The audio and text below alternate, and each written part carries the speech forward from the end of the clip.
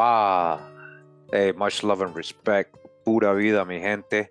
Today we're going to talk about so-called Christopher Columbus. Now, there are many theories and mysteries surrounding Columbus, so-called Columbus origin. And yes, many of those are theories. But today we're going to be talking about one of those main so-called theories, which is that Columbus was a Portuguese Jew and he had a different name. I'm going to show you his name is really a title and not his birth name. Breakthroughs, okay. So that's pretty much what's happening 100 years prior to 1492. Is already the pressure coming on, through the La Casa Santa, o el Santo Oficio, meaning el Santo Oficio, the Holy Office. Mm-hmm. The Holy Office was the one that orchestrated the Spanish Inquisition. All of this is in the history books. Mm-hmm. Not very prolifically, we don't know much about it, but if you dig, it's there, all right? La Casa Santa, the Holy House, was generally the place of torture. Mm-hmm. And generally, it's in the basement of major cathedrals and convents and such, as we've seen with our own eyes, where they used to burn at the stake, even, and I'm going to make a quick little leap forward and come back, even in Mexico City, all right, which this Inquisition leaped across the Atlantic into Mexico and other Latin American countries. So that's what was happening around Cristovao Colon. So why did he sail the ocean blue in 1492? Because who is in La Niña, La Pinta, y La Santa Maria, his fleet of ships that where he journeyed back and forth, bringing passengers. Who are the passengers? We'll get the passengers list and find out. They're Martinez's and Duran's and Montalvo's and Sanchez, and Bacas, and you name it. All of these names, well, might they be Sephardic? Well, if Christopher Columbus, Colon, is Sephardic, and Columbus kept sending letters to his son Don Diego, all right, who was left behind, and in his memoirs, in his letters, he puts little Hebrew sayings such as Be'erat Hashem, with the help of God. And so, all that is to say, who is he hauling? He's hauling a lot of passengers that are Sephardic Jews. Well, Del, the history books say that it was the crown's jewels that paid for his trips and financed the ships. Is that true? No. The fact is, I think you've read my notes. They say that Queen Isabella sold her jewelry, all right, to finance Columbus's voyages. She sold her Jews, her subjects, not her jewels, because the ones that really financed Colon's voyages across the Atlantic were four Sephardic wealthy fellows: Abravanel, Señor, Santangel, and here again we have Sanchez. All right. So not that I'm related, but it was Jews that financed his journeys. So a so-called Jew, huh? I'm going to start out right here real quick. We're going to read from edition.cnn.com. It says here, was Columbus secretly a Jew? Charles Garcia, special to CNN. This is from May 24th, 2012, way back. Everybody knows the story of Columbus, right? He was an Italian explorer from Genoa who set sail in 1492 to enrich the Spanish monarchs with gold and spices from the Orient. Not quite. For too long, scholars have ignored Columbus' grand passion, the quest to liberate Jerusalem from the Muslims. Jerusalem? Why? During Columbus' lifetime, Jews became the target of fanatical religious persecution. All right, we're talking about the Inquisition.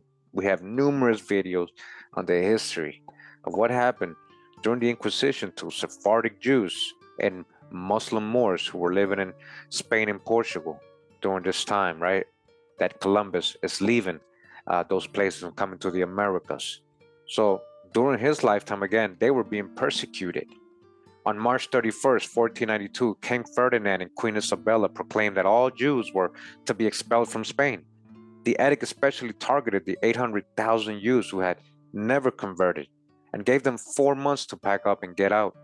The Jews who were forced to renounce Judaism and embrace Catholicism were known as conversos or converts.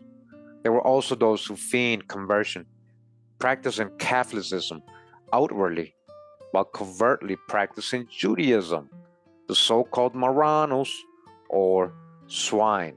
The Marranos. Tens of thousands of Marranos were tortured by the Spanish Inquisition. They were pressured to offer names of friends and family members who were ultimately paraded in front of crowds, tied to stakes and burned alive. Their land and personal possessions were then divided up by the church and crown.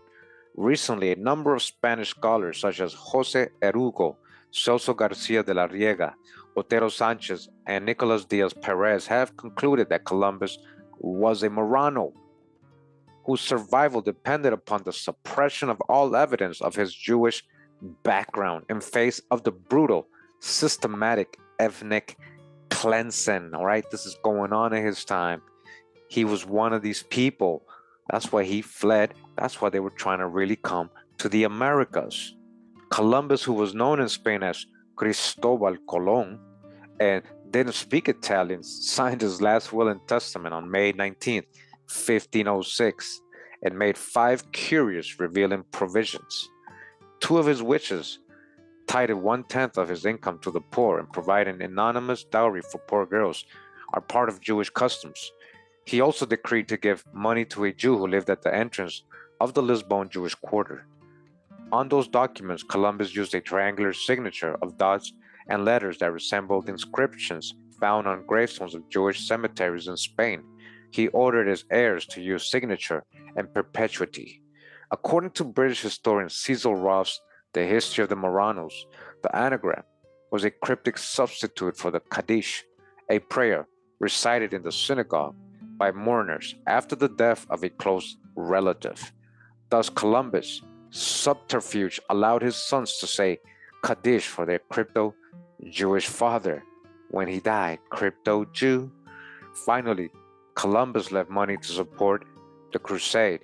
He hoped his successors would take up to liberate the Holy Land.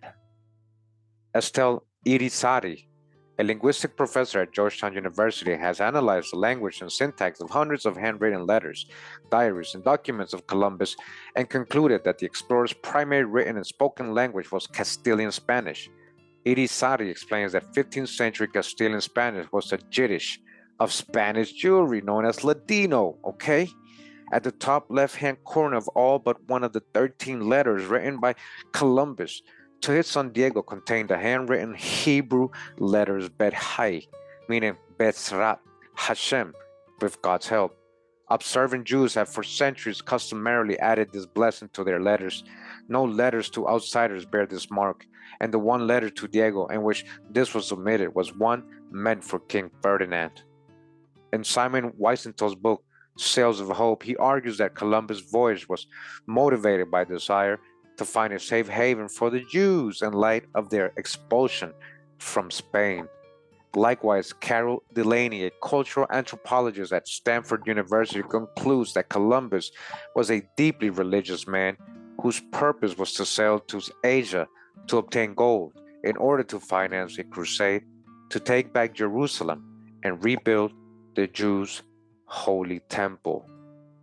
In Columbus' day, the Jews widely believed that Jerusalem had to be liberated and the temple rebuilt for the Messiah to come. Columbus' voyage was not, as in commonly believed, funded by deep pockets of Queen Isabella, but rather by 2 Jewish conversos and another prominent Jew. All right, we've actually gone over this, the facts. Luis de Santangel is going to tell you right now, right here. Luis de Santangel and Gabriel Sanchez. We've shown the records, we've shown the history. He was funded by Sephardic Jews, not Queen Isabella, advanced as interest-free loan of 17,000 ducats from their own pockets to help pay for the voyage, as did Don Isaac Abravanel, rabbi and Jewish statesman. Indeed, the first 2 letters Columbus sent back from his journey were not to Ferdinand and Isabella, but to Santangel and Sanchez. All right, we got those letters, we read those guys, thanking them for their support and telling them what he had found.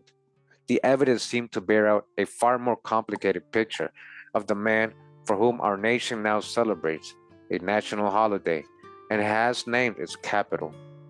How many people really realize what happened within the Jewish community in Spain in 1492? Well, this is a mystery that God has kept for a long time. Because we've said that Christopher Columbus is from Italy. No, he's from Portugal. No, he's from Spain. Well, where is he really from? Well, they say that he was from Genoa, Italy, but his Italian writing is horrible. But his Castilian is perfect, So be it as it may, recently there is a growth, an exponential growth of discoveries that point to the fact that Christopher Columbus, first of all, his name is not Columbus. His name, and not because I'm Hispanic with Sanchez surname and Martinez and so forth, but his name is Colon. And so in Spanish we have it right, Cristovao Colon. So his real name is Salvador Zarco.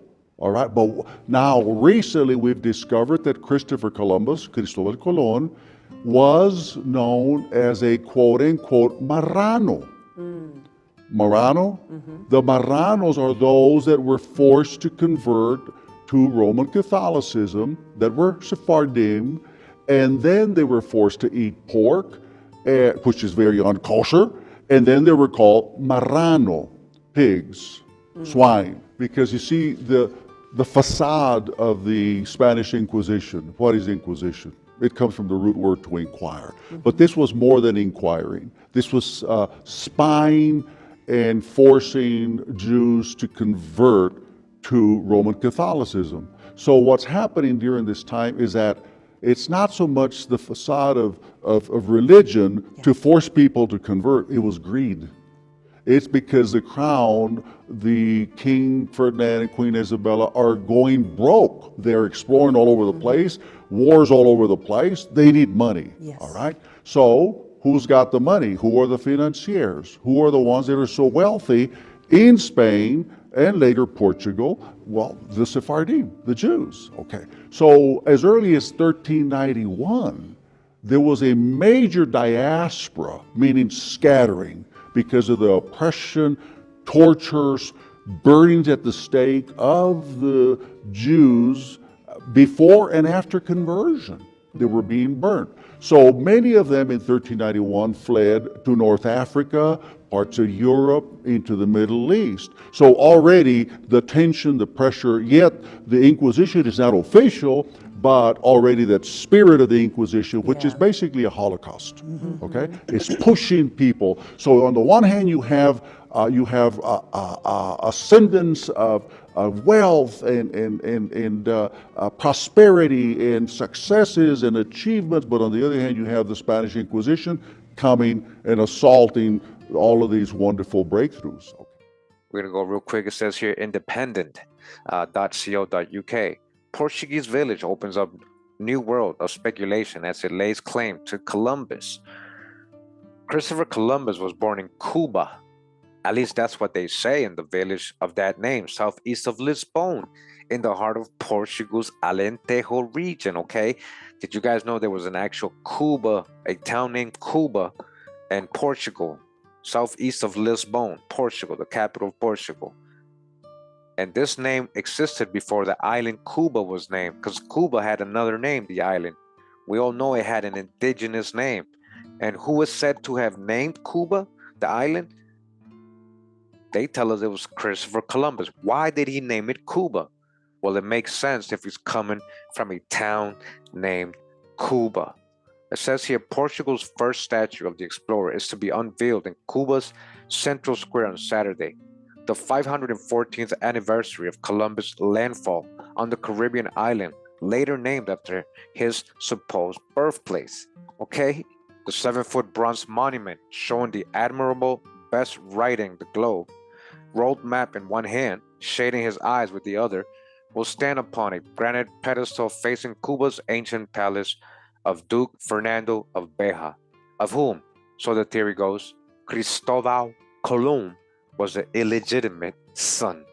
The ceremony, to be attended by Portugal's culture minister Isabel Pires de Lima, will strengthen the arguments of Portuguese historians that the voyager who first set foot in the Americas was neither Genoese, as is generally thought, nor Castellan, as a counter lobby insists, but Portuguese, of mixed noble and Jewish blood. The mystery of why Columbus apparently covered up his Portuguese roots, even though he spoke the language fluently, is examined by the possibility that he was secretly working as a double agent for the Portuguese King João II, while accepting riches to fund his transatlantic voyages of discovery from Queen Isabella and King Ferdinand. We already got, that's not where he got the money. He actually got it from Sephardic Jews, not from them. So these articles don't know that. Portugal's bitter rest rivals in the conquest of America. Cuban locals recall hearing tales dating from the early 1900s that he was baptized in the village church. Or are they talking about this place in Portugal when they say Cuban locals? But the first serious research was published by the Portuguese historian Mascarenhas Barreto in his 1988 book, Cristovao Colon, Agente Secreto do Rei Dom João II. Barreto hypothesized that the explorer was really Salvador Fernandes Zarco, who assumed the pseudonym Cristovao Colon to present himself to the Spanish royal court. All right, guys, we're going to read that book today. Stay tuned. A year after Barreto published his study, as U.S. scholar Manuel Luciano de Silva joined the trail. How the two historians asked, could a man said to have come from a humble family of Genoese weavers move in courtly circles and marry a noblewoman? Why did a young Genoese who left his hometown at 24 express himself only in Spanish or Portuguese, even when writing to his Genoese friends? Why did he name none of his discoveries in the New World after Italian places, whilst peppering the region with Portuguese place names like Veracruz, Santo Domingo, and Cuba? All right, all from Portugal, these names. Salvador Fernandes Zarco was the son of Isabel González Zarco, daughter of the Jewish Portuguese navigator João Gonçalves Zarco, the discoverer of the Atlantic island of Porto Santo near Madeira, okay? Don Fernando Duque de Beja had an illegitimate son with Isabel.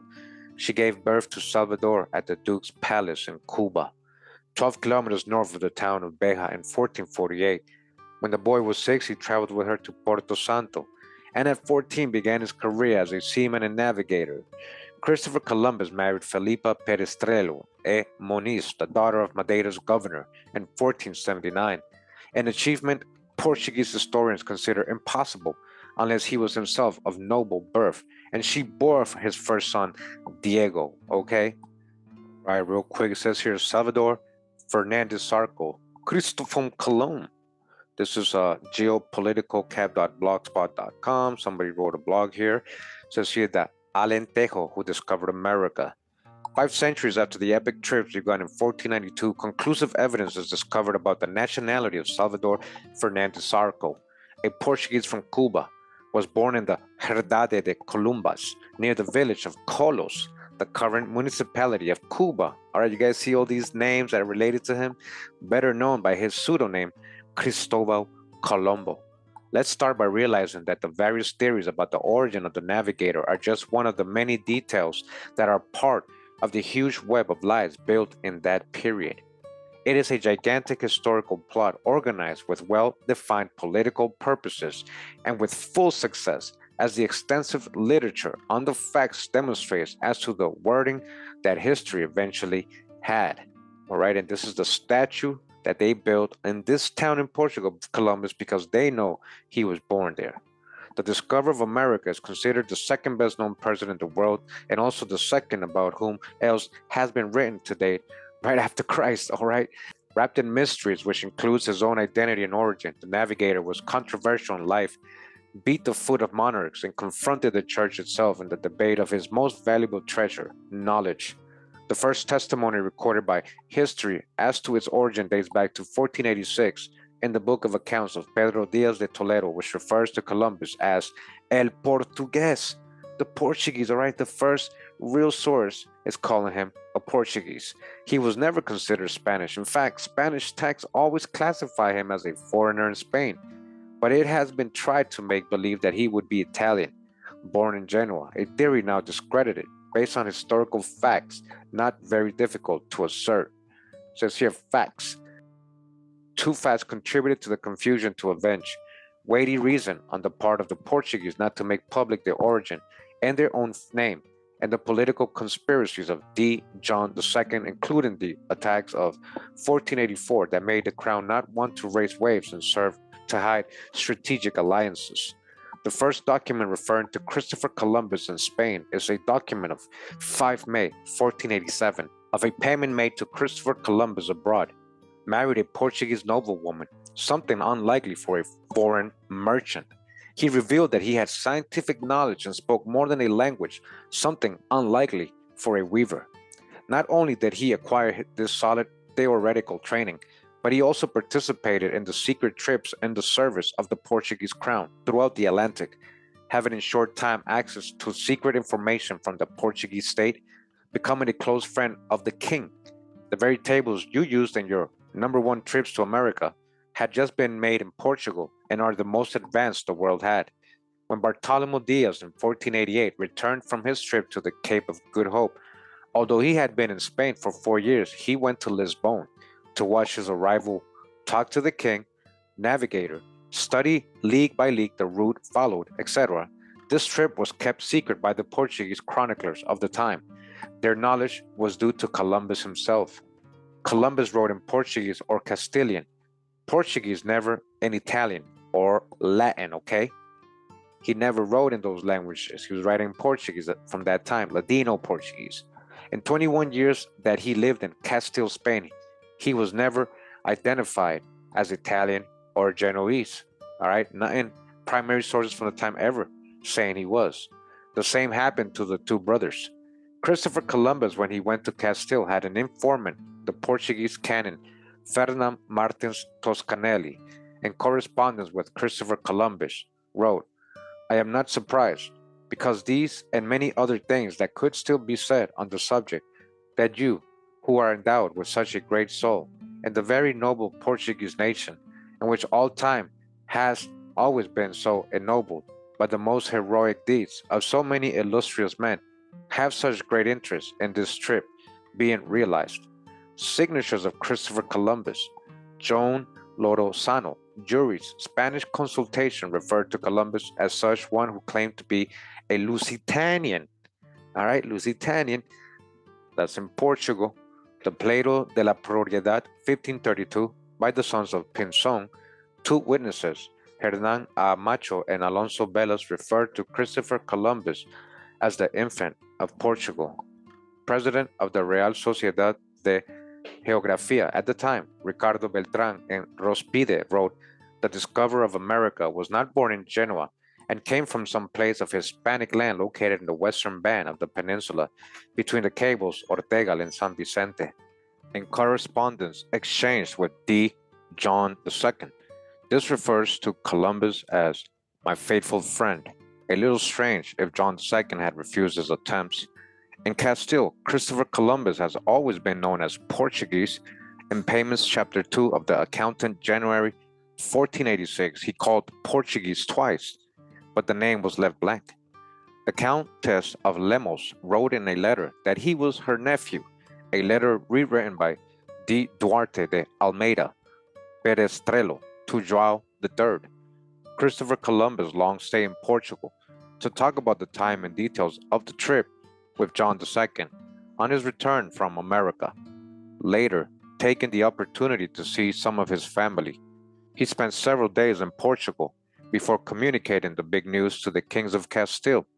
Several names given to the lands discovered by you, with Portuguese origin, to mention that Cuba only existed one before Columbus made the trip, the Alentejo village.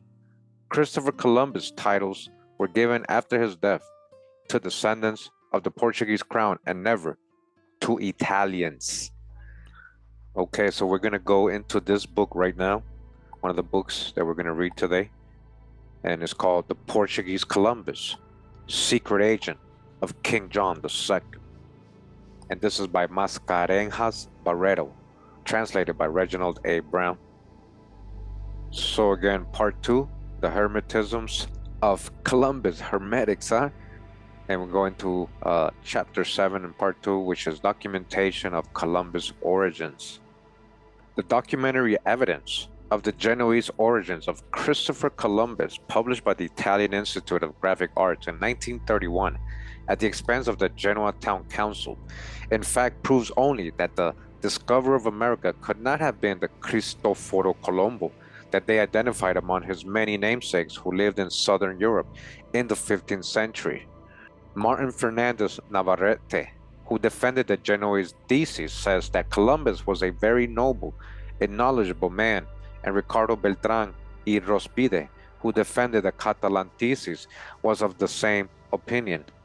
There is no doubt that Colon, Zarco, his own name, that Columbus left behind, when he assumed the identity of Cristovao Colon, as we shall see, not only did everything possible to conceal his birth and youth, but also covered up his education and the scientific and classical knowledge that he possessed, and which in those days were the privilege only of princes and prelates. All right, so shout out to archivists with analog, very interesting videos talking about how captains and all these sea peoples were like in this secret society, because you know they traveled the world, they knew how to navigate. This was literally a hidden knowledge, as it's saying here, knowledge that Colon Zarco possessed, which again was the privilege only of princes and prelates, and indisputably out of the reach of a Genoese wool carter's son. All right, so what they have pointed out so far, we kept reading, you know, a Genoese commoner coming from a poor family, simple life,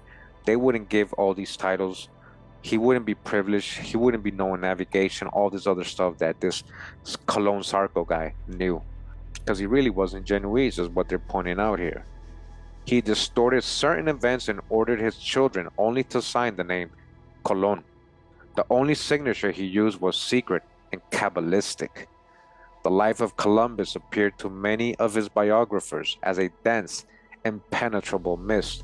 Celso Garcia de la Riega says, "The homeland and origin of the first admiral of the Indies, the day or at least a year of his birth, his childhood, education, youth, and his life before he appeared in Castile, the class his parents belonged to, the date and place of his marriage in Portugal, his amorous affairs in Cordoba, and other details of his existence remain enveloped in obscurity. It is especially these other details that the defenders of a Spanish Colon try to avoid, and which is a testimony to the historical and sociological ignorance of those who insist on his Italian origin. Comfortably secure regarding the supposed historic authenticity of the Genoese documents, most historians did not understand that they could be fictitious. They took everything for granted and concluded that any contrary thesis would be groundless. Now that the Genoese thesis has been proved invalid because it is based on suspect documents, one question comes to mind, all right? So the sources for the whole Genoese thing, there is no real primary sources for that. You guys understand what they're saying? They never really proven that he was Italian from Genoa. So he's asking a question, right? Why were the documents calling Columbus an Italian Colombo or a Spanish Colon tampered with? The reply is obvious. The author suspected that Columbus was neither Italian nor Spanish, but could not accept the fact. This may also explain the systematic omission of the supposition that Columbus was Portuguese and the complete silence with which foreigners have treated Portuguese arguments. The more honest writers on Columbus agree in proclaiming the absolute necessity of studying the contemporary sources to find the truth, and that the Italian campaign to document the fact that Columbus was Genoese was carried out only at the end of the 16th century. You guys hear that? That's when that light came about. Oh, just like when they were creating the chronology, right? This guy Scaliger and all these people. Very interesting what it says there. Continues, it says, if the life and the successes of the great Colon must be written with certainty and impartiality, it is necessary to examine the historians who were his contemporaries and who had personal contacts with him, all right, primary sources such as Andrés Bernaldez, the Bernal, Pedro Martyr, the Angleria, Fernando Colon, his son, Friar Bartolomé de las Casas, and Gonzalo Fernández de Oviedo. But what Bernaldez wrote about Columbus refers only to the period after 1496, and although he was the host of The Navigator for some days, his work is replete with lacunae and tells us nothing about Columbus' birth or past. He merely mentions him as a foreigner before the Catholic monarchs, which in fact he was. In his Historia General de las Indias, Gonzalo Fernández de Oviedo limits himself to describing the discovery of America. Friar Bartolomé de las Casas began writing his Historia General de las Indias on the island of Hispaniola in 1527. He rewrote it 17 years later when Lady Maria de Toledo gave him access to the Columbus archive, which had been taken to that island. Las Casas wrote his text with the agreement of Fernando Colon and even copied some of his material. He rewrote it yet again between 1530 and 1563 after his return to Spain. As Ramon Menendez Pidal stated, he was a despotic man and asserted himself unscrupulously when it suited his purposes. A domestic historian in the service of the admiral's heirs, he furthered their cause. Was this really the case, or did he tell a truth which was very inconvenient for the Spaniards? The apologists of Genoese Columbus claim, of course, that Las Casas had falsified his writings. All right, this is what they were saying about de Las Casas. Remember, same guy who was snitching on them for what they were doing in the, American colonies to the Indians, all the atrocities. The work of Pietro Martir de Angleria was printed in Alcala de Henares, 1530, and followed by the Amsterdam edition, 1570, and by the Italian copies of 16th century, which are the only ones extant. Anghiera wrote 20 letters to the Archbishop of Braga, Portugal, and one of them mentions Colonus Quidam, one Columbus.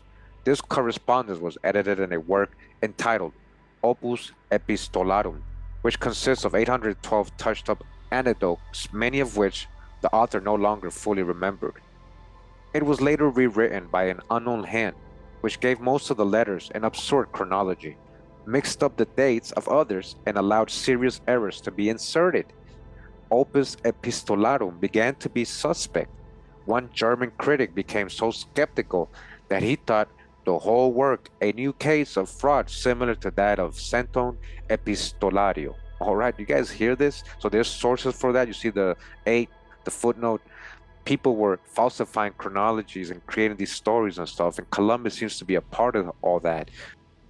Continuing, Anghiera was born in Milan, lived in Saragossa in 1487, and was official chronicler of the Indias.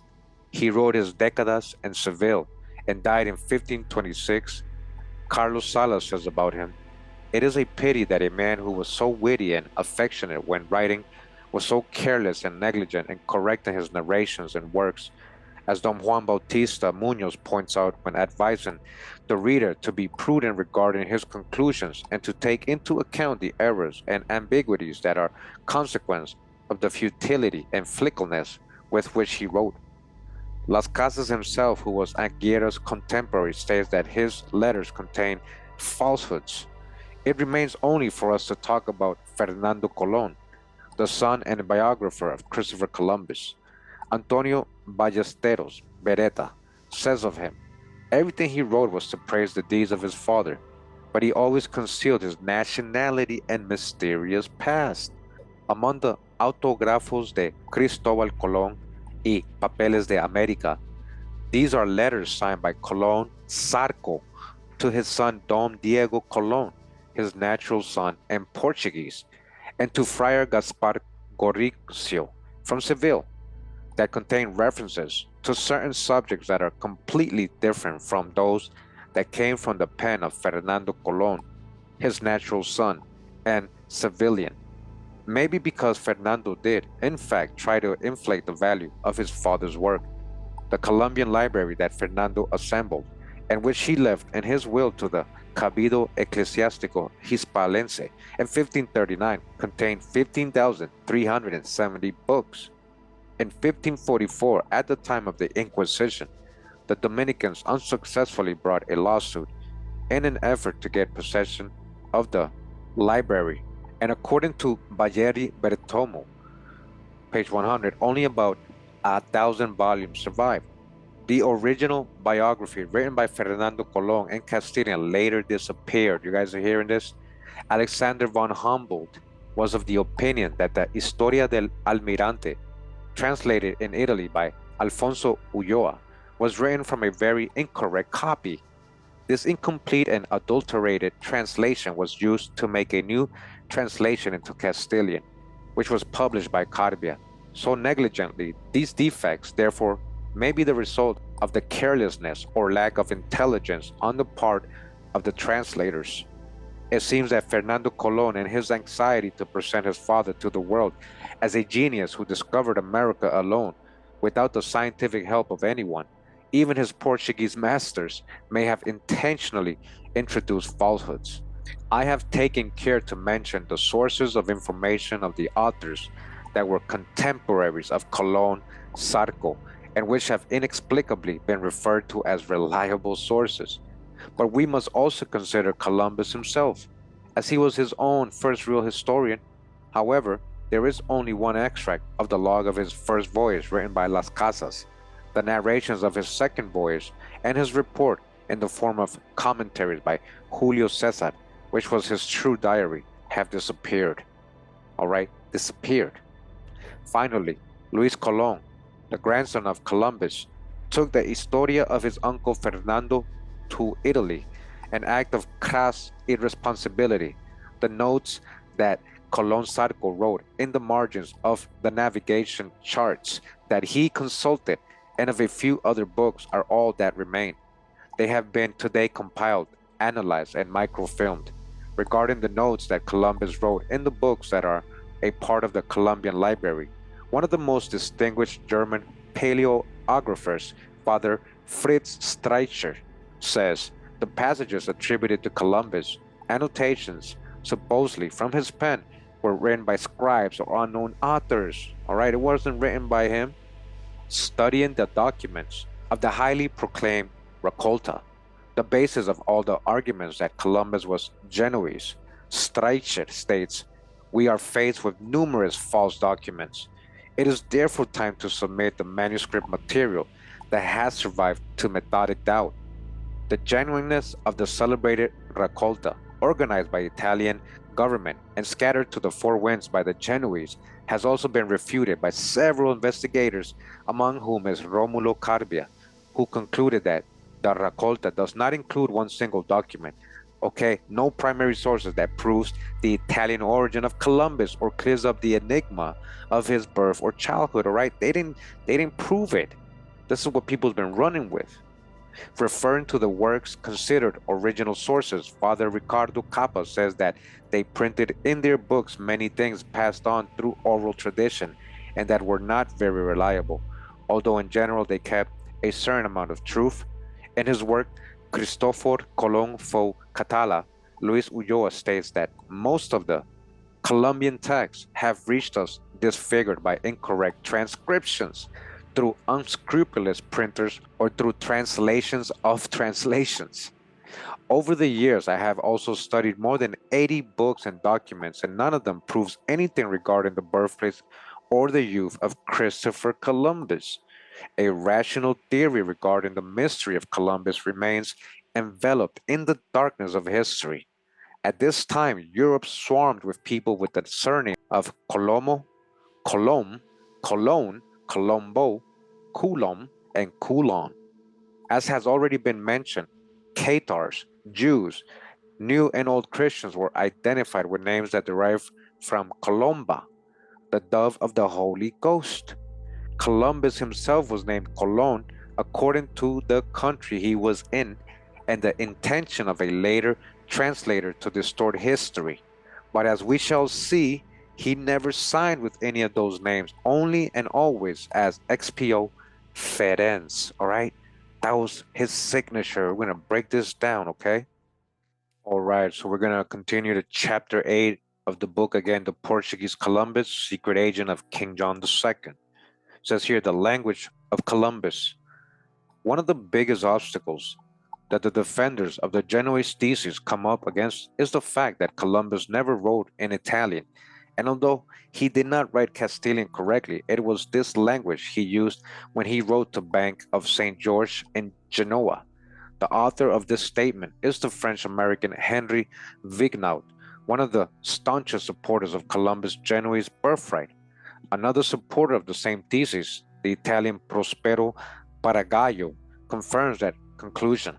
The supposed Genoisms and Italianisms that, according to the Peruvian Rómulo Cuneo Vidal, appear in the letter from Columbus to Santangel, were totally refuted by Pedro Catala and Roca, who produced documentary proof that they were Spanish expressions at the end of the 15th century. It is a habit of many scholars to make notes in the margin of foreign books in the language in which the book is written. Columbus did so twice, a two-line annotation without mistakes, and a longer one that has been transcribed as follows. All right, so you guys can see that's a different language.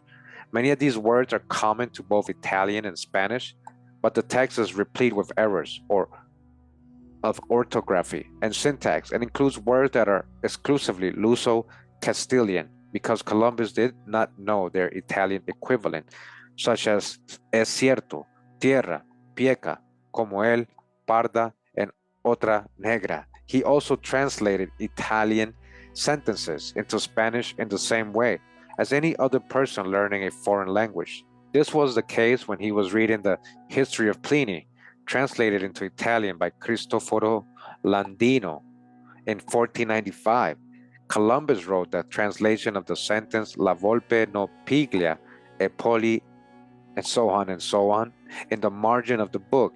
He wrote the fox doesn't catch the chicken that has pecked the fox's liver. But for liver, he wrote the Portuguese word figado and not Spanish hígado. He later translated the sentence non sente fames necete, as I feel neither hunger or thirst, right in feel, with the 14th century Portuguese siente instead of the Spanish siente. All right, so basically pointing out he's speaking more Portuguese than Spanish. If Columbus were really Italian, he certainly would not have needed to make such notes in the margin of the book. While in Lisbon in 1474, Columbus wrote a letter to the Italian cosmographer Pablo del Pozo Toscanelli in Florence. Toscanelli wrote a long reply, an extract of which has been transcribed. I am not surprised for this and many other reasons that you, who is so great in spirit in the Portuguese nation, which has always been so ennobled through so many heroic deeds carried out by so many illustrious men, are so interested that this voyage be undertaken. Professor Manuel Ballesteros y Gaibros of the universities of Valencia and later Madrid had no doubts in stating that the mother tongue of Columbus was Portuguese, okay? And concluded that he wrote in Portuguese as Toscanelli taught him to be Portuguese, and adds Colon could have done it in Italian, but maybe he did not wish to, as he doubted his ability to use that language. These conclusions are even more valid since Ballesteros y Gaibros believed that Colon was Genoese. All right, so they actually thought he was Italian, but then they're saying his mother tongue, though, is Portuguese. They still thought he was Italian, but they realized he actually spoke Portuguese. In an attempt to refute this thesis, Ángel de Antolaguirre y Duval wrote, all the correspondence between Toscanelli and Colon was forged by Don Fernando. This is a truly strange argument since Fernando was Columbus' bastard son from an affair with a Cordovan lady and was born and bred in Spain and the Antilles among his compatriots. Even if Fernando Colon did wish to insinuate that his father was Portuguese, and as I will prove he had strong reasons to deny this fact, this intention cannot be attributed to the letter in question, which is an independent and separate document. It was the cartographer Toscanelli himself who had close contacts with the Portuguese court, who stated in his own hand that Columbus was Portuguese.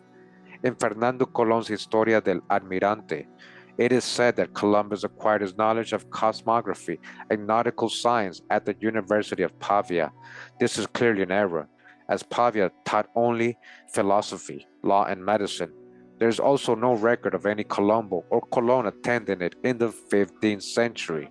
Antonio Ballesteros Beretta, who thought Columbus had been born in Genoa, confessed that a careful search through the University of Pavia archives drew a blank. Columbus never spoke or wrote Italian. Columbus' Latin suggests Spanish influences, and it can be said that he only started learning Latios language in the peninsula. He only used Latin for short texts, but used it badly.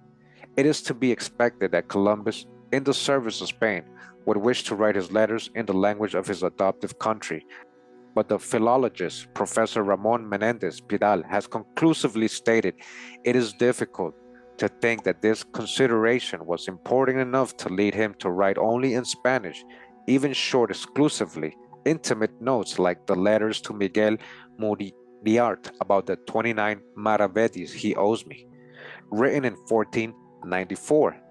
This means that Columbus did not even write a simple memorandum for his own private use in Italian.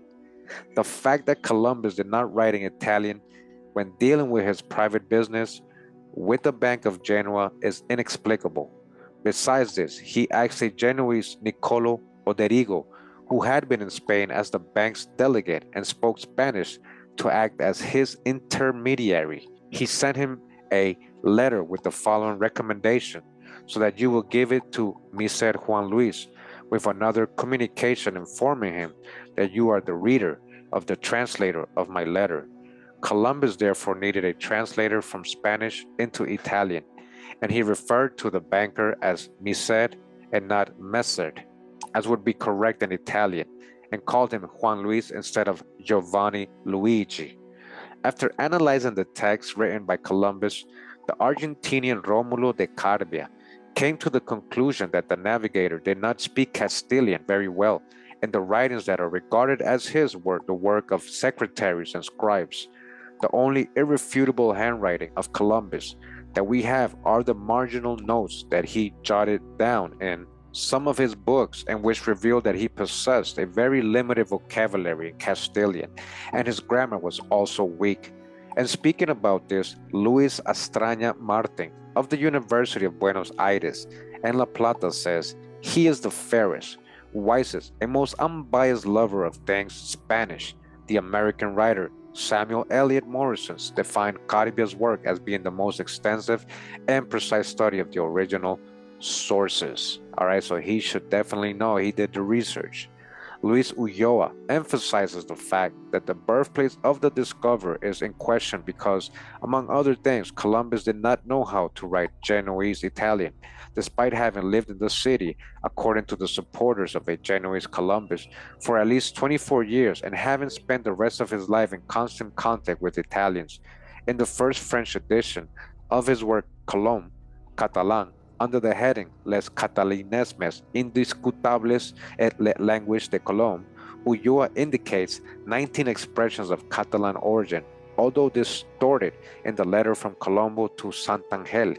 In the second Castilian edition, however, under the heading El lenguaje de Colón, sus idiotismos y sus catalanismos, su conocimiento desde niño del castellano, this number is reduced to 12. But after considering the study of Pestaña Jr., even these 12 disappear, as Pestaña Jr. proved that the so-called indisputable Catalanisms are all 15th century Portuguese expressions. Ulloa also considered Cesare de Lolli's co-author of the Raccolta, the honest and wisest of all the defenders of the Genoese legend, in an effort to explain why Columbus did not speak his native Genoese tongue. This Italian author alleges that he had forgotten it. If, however, his thesis that Columbus was born in Genoa in 1451 and that he went to Lisbon in 1476 is right, it is difficult to believe that he would forget his mother tongue completely. Exactly. Would he have spoken Portuguese in Lisbon and Madeira? Had he learned it in Genoa when helping his father to cart wool? Nobody can forget his mother tongue after speaking it for the first 24 years of his life. Of course not. He was 24. Lolis admits that Columbus certainly spoke Castilian by 1481, not wishing to put the already weak Genoese thesis at greater risk. Lolis decided that the navigator had to speak Castilian in continental Portugal and Madeira, as well as during his married life, which, according to the Genoese thesis, lasted 9 years. Whoever had been born and had lived for so long in Genoa and in Portugal would have been obliged to speak Italian and Portuguese. To have been able to express himself in Castilian before this certainly shows that he attended a course in Italy, and a poor one at that, as he never learned the language well right up to the time of his death. If he had studied Castilian in Genoa, when he was not carding wool, he could have improved his knowledge of the language in Spain, or even in Portugal, as the language of the country up to the 14th century was Galaico-Portuguese, which was very similar to the Castilian of the time. The similarity between Portuguese and Galician at the time, in fact, so evident that some writers basing themselves on popular legends and the linguistic peculiarities of Columbus' errors in Castilian have even tried to put forward a fragile theory of a Galician Columbus. Finally, we shall quote again Ramon Menendez Pidal in his study La Lengua de Cristovao Colon.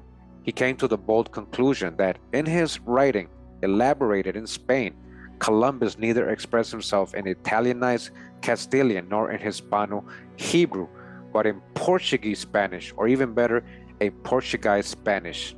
In the extensive Spanish writings of Columbus, the confusion arises from his introducing Portuguese forms and voices and not Italian. When he spoke, Columbus showed himself to be a foreigner, and the writings he left give us the same impression that Spanish was not his mother tongue, but an acquired one. The admiral had learned Spanish in Portugal when the Castilianized style started by Prince Pedro was in fashion. This so-called Castilianized style was in fashion in the third quarter of the 15th century, but only in the court and cultured circles, which means that if Columbus had moved in these circles, he must have belonged to a noble or at least an illustrious family, okay, not wool makers from Italy. If spoken and written Portuguese were very similar to Galician up to the reign of King Denis, it is no less true that it resembled Castilian in the literature of the 15th century. This is particularly noticeable in the book of verse of Resendi, compiled by Garcia de Resendi, who, like other writers of the day, also wrote in Castilian. Menendez y Pelayo said that the difference between the languages is purely incidental. The father of Portuguese theater, the new Christian Gil Vicente, wrote plays in Castilian. It was because of this that Professor Mendes dos Remedios christened this period of the Spanish school and considered it to be specifically courtly and the domain of cultured people. The chronicler Friar Bartolomé de las Casas also emphasizes the high cultural level of the Colon brothers, Cristóbal and Bartolomé. He mentions that they were well versed in geometry, geography, cosmography, astrology, seamanship, sciences that were in the range of very few people in those days. He also says they both knew Portuguese, Castilian, and Latin, and possessed some knowledge of Greek and Hebrew. Why should Columbus' chronicler omit the fact that they spoke Italian? All right, so they're making a big point here. Why didn't Bartolomé de las Casas say he spoke Italian? Because he didn't. Columbus wrote many letters in Latin and also a book on theology, Profecias. All right, this is the book of prophecies that we've gone over before, where he actually says he is going to America to recover the Holy Land and Mount Zion for the king and queen, right? Las Casas describes him as being well-spoken and eloquent, with moderate seriousness and discreet conversation. He was of respectable presence and appearance, learned and authoritative, and worthy of complete respect, talking often with ecclesiastic and secular Latin or Greek doctors, Jews or Moors. His chroniclers state that he had read many Jewish works of cosmography and geography, and in his book, Who Was Columbus?, Cecil Roth from Oxford University claims that Columbus not only had a knowledge of Hebrew, religious, and scientific literature, but also wrote specific notes like those that are to be found in the margin of Pius II's Historia Rerum Ubique Gestarum, referring to the date of Jesus' death that are literal translations of Jewish texts that had never previously been turned into Spanish. Besides this, the tables of the declination of the sun, written by Sacudo, based on the studies of the Jews Samuel and Jehuda, Crescas, and the Arab Abben Ragel, known as the alchemist, and expressly ordered by King John II, were sent to Columbus from Portugal before he had departed for his first voyage to the Antilles.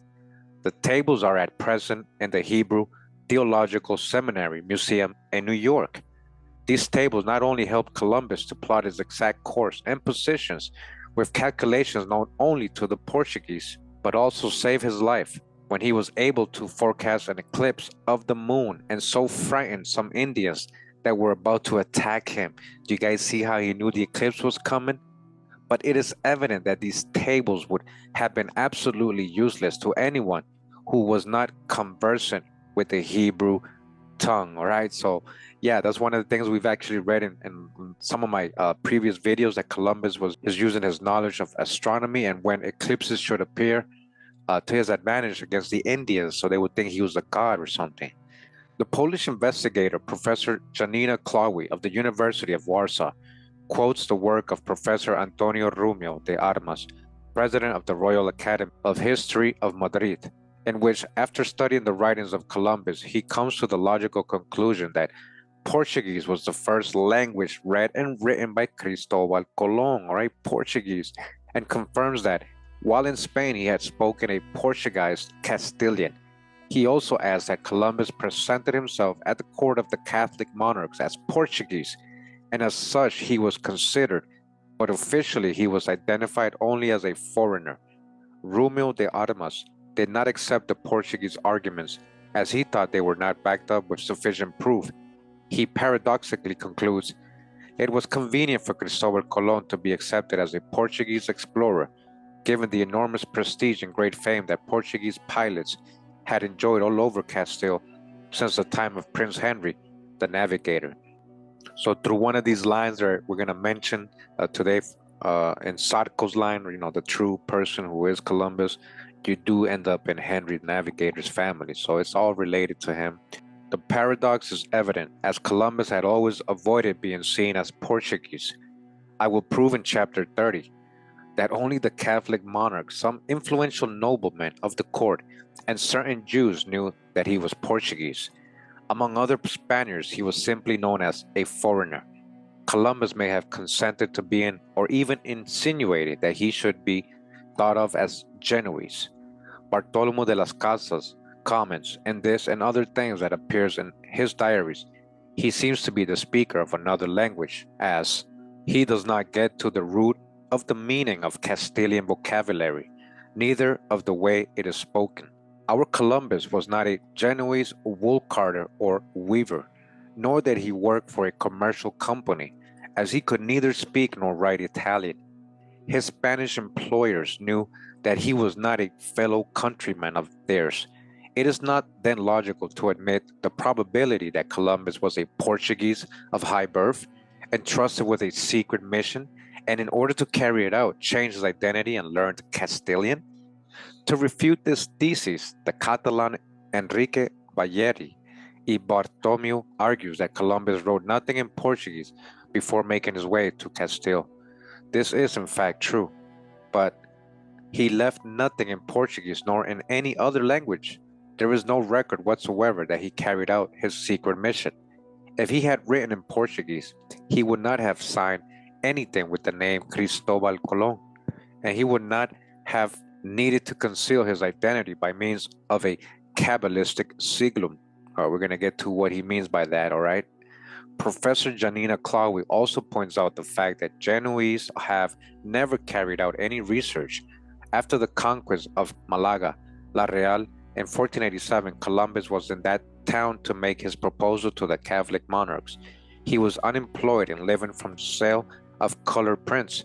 Among the manuscripts in the Instituto de Valencia de Don Juan in Madrid, There is a notebook that includes a document entitled Book of Maravedis received by Pero de Toledo, which mentions two named, left, or crossed out Portuguese on this day, 30 Castilian double blooms on the orders of Her Highness, in the presence of the Doctor of Talavera.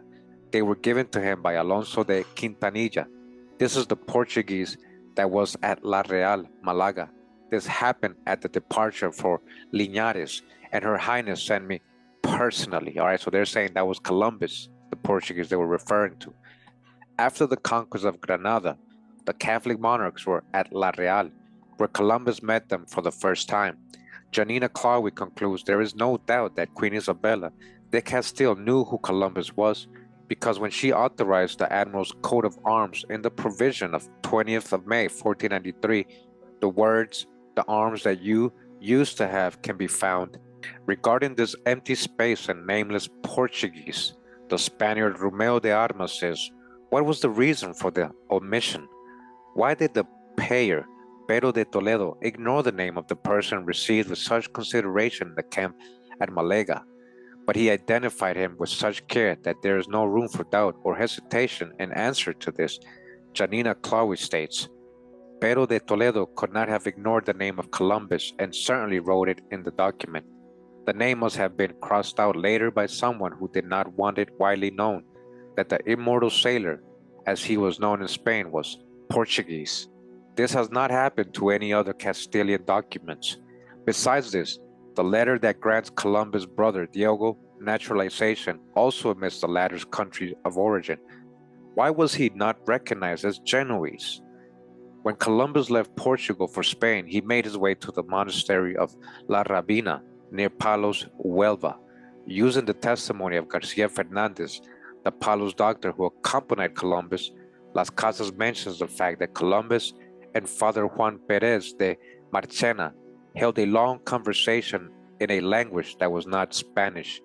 In regard to this, Ramon Menendez Pidal says, ignoring the words of Las Casas, who censored Columbus' Castilian as bad without, however, admitting that he was Galician, Leonese or Aragonese, and those of the Palos doctor who said the same thing, one cannot really say that he spoke Galician, which is familiar to all Spaniards.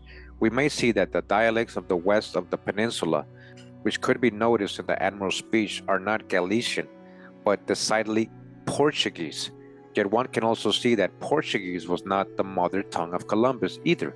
It must also be remembered that the Spaniards do not learn Portuguese with the same ease that the Portuguese pick up their neighbor's tongue. The former is resonant and open, while the latter is softer, replete with nasal diphthongs, and not only transforms but omits phonetic sounds.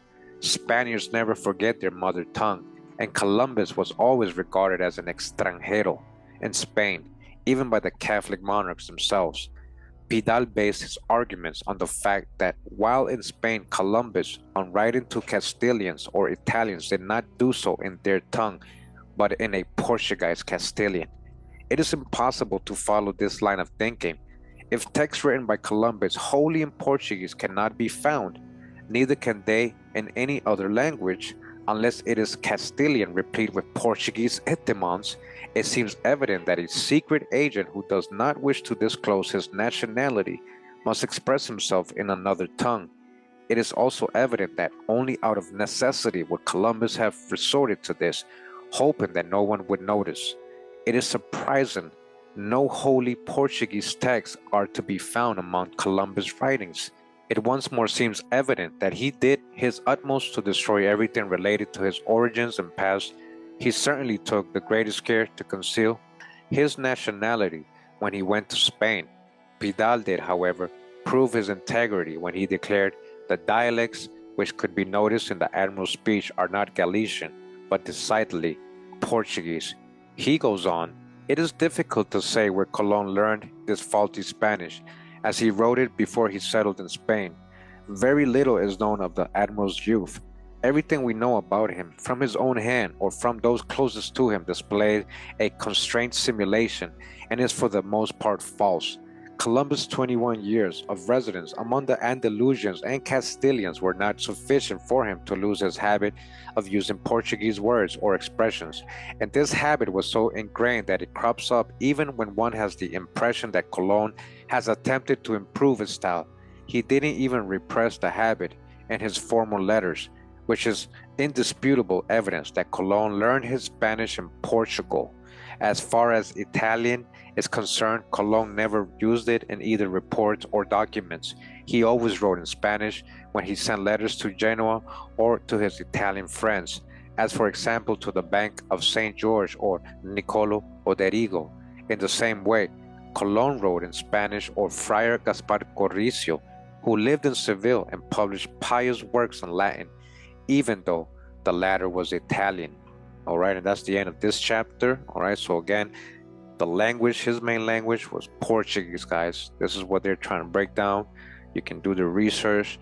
There is no primary sources saying he was speaking Italian, that he wrote in Italian, that he talked to anybody in Italian, ever. All right, now we go to another book here. All right, this is the cover. Dr. Hijack with this real pale whitewashing of Christopher Columbus with lipstick on. It says Christopher Columbus was Portuguese. Manuel Luciano da Silva.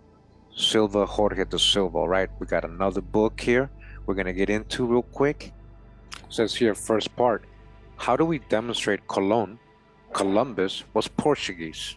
Chapter 1, Colon, sigla is no mystery.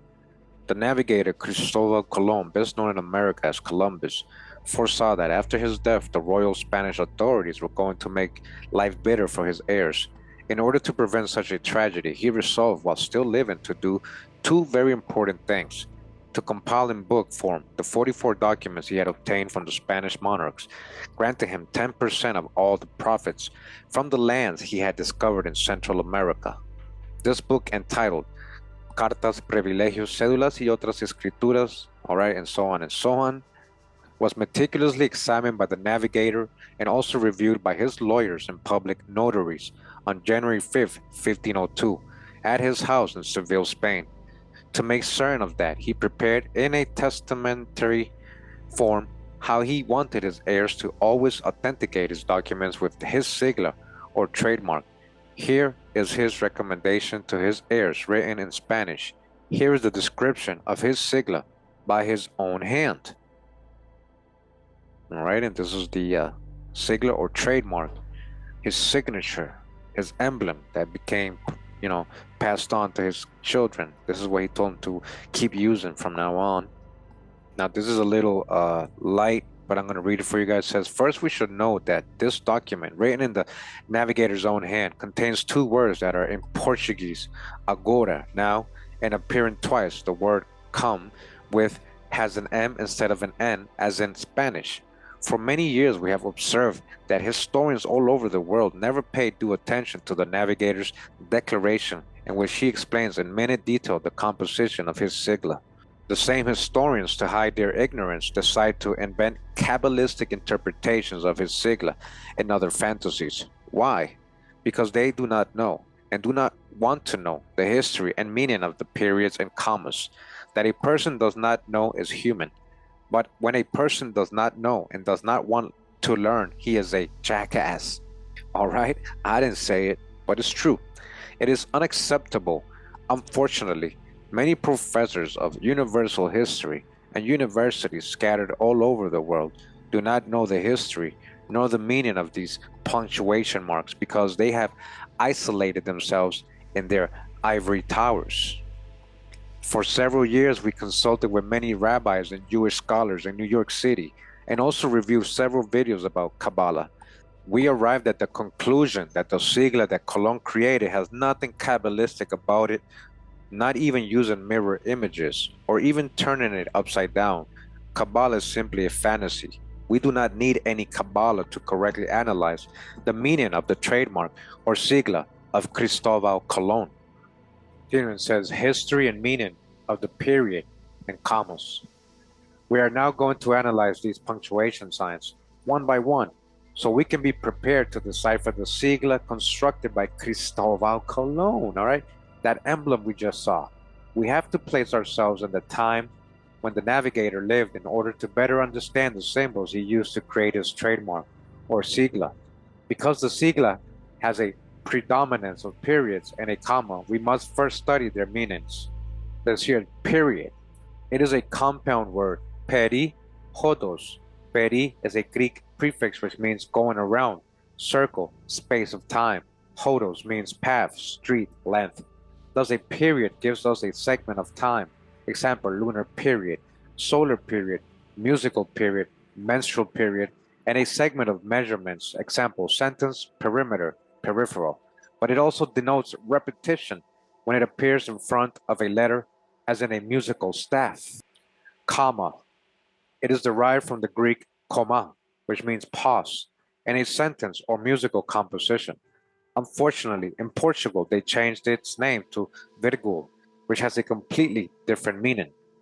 Colon or colon. In Greek, it means member, part, phallus, penis. Okay? Indeed, when we use a colon in punctuation, it divides the sentence into parts or members. Semicolon also divides a sentence into parts or members. Before we analyze colons, sigla, we should know that 500 years ago in Spain and Portugal, colon and semicolon were both called colons, or separators of sentences. Colon or colon was called the perfect colon, and semicolon was called the imperfect colon. When a colon appeared at the beginning of the sentence, it was to alert the reader that another colon or semicolon was going to appear at the end of the sentence. In the same way, question marks were used in elementary school in Portugal. I was taught to use an inverted question mark at the beginning of a sentence to signify that the sentence was going to end at a question mark. Today, this rule still applies in Spanish. It is important in our analysis to remember these grammatical gymnastics between colon and semicolon, as it will allow us to correctly interpret colons or colon, sigla, virgule, or the slash, right? It says it is an inclined line or slash signifying that both parts are separated by a virgule or slash. Indicates that the meaning of either word pertains. Virgule is the Latin diminutive of virga or vara, also the origin of the word virgin. When the virgule is vertical, it symbolizes the external female genitals. Now we are ready to analyze Colon's sigla. We only have to reaffirm that during Colon's lifetime, his name was Cristovao Colon in Portuguese and Cristóbal Colon in Spanish. Never in his lifetime did he use the Italian name Colombo or the Latin name Columbus, all right? We got that already. He never even talked in Italian or anything like that. Here is the authentic name of the navigator as it appears on the cover title of his book of privileges, all right? So it says Don Cristóbal Colon. First, we will analyze the upper part of the sigla because it is easy and there is general agreement as to its interpretation. Let us recall that the period in front of the letter, as you see here, signifies repetition as in musical notation. Let us note that the letter X means crossbreed, hence son of, and because 500 years ago the letter J did not exist in the Roman alphabet, the Greek Y was used for the initial letter of the name Joseph. Interpretation of upper half of the sigla. It is a salutation to Christ. Sanctus, Sanctus Altissimus Sanctus, Son of Mary and Joseph. Now we will analyze the lower part or base of the sigla. On this lower part we see a colon. Number 2, expo, with a line above meaning Christ in Greek. Ferens, let us note that the letter S has a turned up tail. The S's in the upper part of the sigla do not have raised tails. 4. Slash period and virgule are similar to a semicolon or colon synthesizing. We have colon plus expo equal in Greek meaning Christ ferens, derived from the Latin verb fer, which means to carry someone from one side of a river to the other, like a bridge connecting both sides of the river. All right, what is he carrying over here? The Christ. In Portuguese, the word denoting span of a bridge is translated into vau, making a Cristovao equal Cristovao plus dot and virgule, which is equivalent of semicolon or colon, right? So that's kind of deep right there. As you guys can see, he was the Christ bearer. That's what Christopher means. So crossing over with what? What is he bringing? Conclusion. So we can read the lower line of the sigla this way. Colon, Cristovao Colon. Why two colons? Because the meaning of colon is also religious, to ward of the evil eye. These two colons, one at the beginning and one at the end, serve as the protectors, like a parenthesis, to enclose the name Cristovao. We should note that the name Cristovao Colon has his trade name or trademark. As he so well stated, he wanted to negotiate with the Spanish monarchs, not as an individual, but as a company, all right? That's his trademark. For all the commerce and law geeks out there, you guys see what Columbus did? He created his trademark or his sigla very carefully, as many companies do today all over the world. His sigla is going to be analyzed in much more detail in the following chapters so that we can verify that the navigator, in order to create a sigla, had to use Latin, Greek, and Judaic symbols.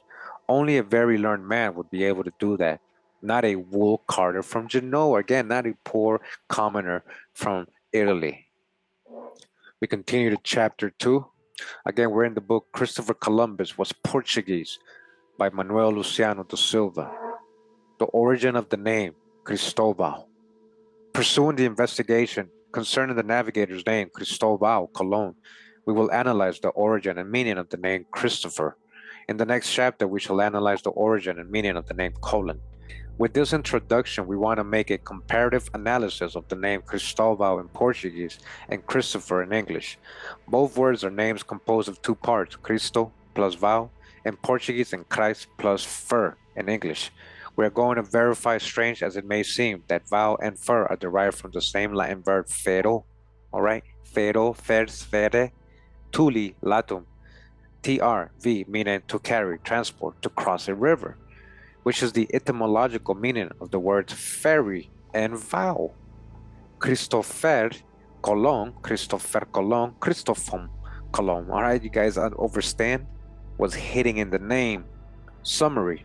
We are going to see that fer derives from the root of the Latin verb fero, creating the word foam, which developed into Portuguese as vow.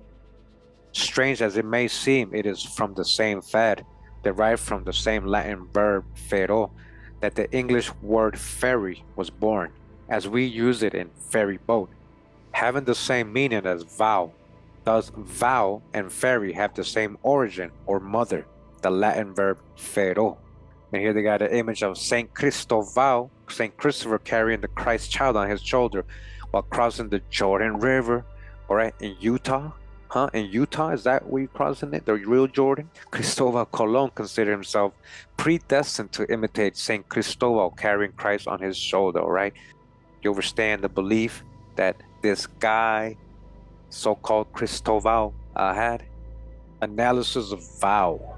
Now let us analyze how the word foam was transformed into the suffix vow so we can better understand the meaning of the Latin verb fero, which means to carry or to transport across a river. We have to refer to Greek mythology and also to Christian tradition, which is contained in the meaning of the name of Sao, Cristovao, Saint Christopher, the protector of good voyages. This saint is often depicted on medieval paintings carrying the child Christ on his shoulder. The name Cristovao means literally a person who carries Christ, that is, one who spreads or propagates the theological philosophy of Christ, okay? So, very interesting, this whole Saint Christopher existed, in the Middle Ages, they're saying here. This is way before Columbus, existed, so obviously was created. Phonetic evolution of vowel. Let us examine now the phonetic or sound evolution of the name Cristophon. As we stated above, the Latin name Cristo was changed into Portuguese as Cristo without the H. The part of the name fer was first fed and then evolved into foam, as if appear on the papal bulls. As it happens to many words in Portuguese, the letter F was changed to V, originated into the form vam, which was used on the letter King John II wrote to Cristovao Colon on March 20th, 1488. We should know that archaic Portuguese words terminated in or on all eventually evolved into the diphthong ow, as it happened in the final form of the name Cristovao. There are innumerable examples of this phonetic metamorphosis in the Portuguese language, from Latin into Portuguese: constellation, constelação, construction, construção, etc. Okay? All right, so they're showing different examples of dictionaries of what it means. You guys can see crossing a river. That's from the Grande Enciclopedia Portuguesa Brasileira. To take, to carry, to cross. World Book Dictionary.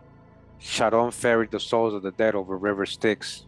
And Webster's Third New Dictionary. The word ferry is also derived from the Latin verb ferro. So these are his sources he's using, so you guys can see what he's talking about. Palatalization. Without hesitation, we can conclude this chapter in this way. Both vow and ferry come from the same Latin origin or mother, ferro. Congratulations to both important words. With the original discovery of the navigator's name, Christophom, as it appeared on the first and second papal bulls, we can affirm with absolute certainty that during his lifetime the navigator name was never Christopher Columbus in Latin nor Cristoforo Columbus in Italian. We know this discovery will likely irritate the defenders of the Italian theory and those historians who have spent their entire lives teaching that the navigator was born in Genoa. Now they do not have the guts to accept these new documentary discoveries. My dear paisanos, against facts there are no arguments. The true name of the navigator was Cristovao Colon, as we can see today on the Papal Bull. Therefore, in contemporary Portuguese, his name had to be Cristovao Colon. I have always enjoyed researching the etymology of various words. Why? Because each word has its original and fascinating history. Undoubtedly, the etymological origin of the word vow has important historical significance. Let us hope this study will stimulate research concerning the great navigator, Cristovao Colon, the grammatical metamorphosis of fer into fed, and then into foam, followed by vam, and finally into vow is called palatalization. All right, so basically what he's trying to prove is what the name meant. First of all, Christopher or Cristovao, in that, it was never written as Columbus or in the other way, like Latin or Italian. All right, so we continue in chapter 4 of this book. It says the religious and mythological beliefs contained in both names, Cristovao Colon. Now I'm going to go down to this part of this chapter. It's going to ask you a question here. It says, do you know that Priapus is represented by the Greek punctuation sign colon? Do you know that in Hebrew this colon sign is called Zarco? All right, that's major drop right here. You're going to see that Columbus comes from the Zarco family. So look at that coincidence. Do you know that the name of the famous navigator known as Christopher Columbus was Cristovao Colon, derived from the religious and mythological meaning of Priapus or colon? Every American city has a phallic or colon symbol to show their power and authority and to ward off the evil eye. Repopulator. Why did the navigator choose his sigla to be Cristovao Colon?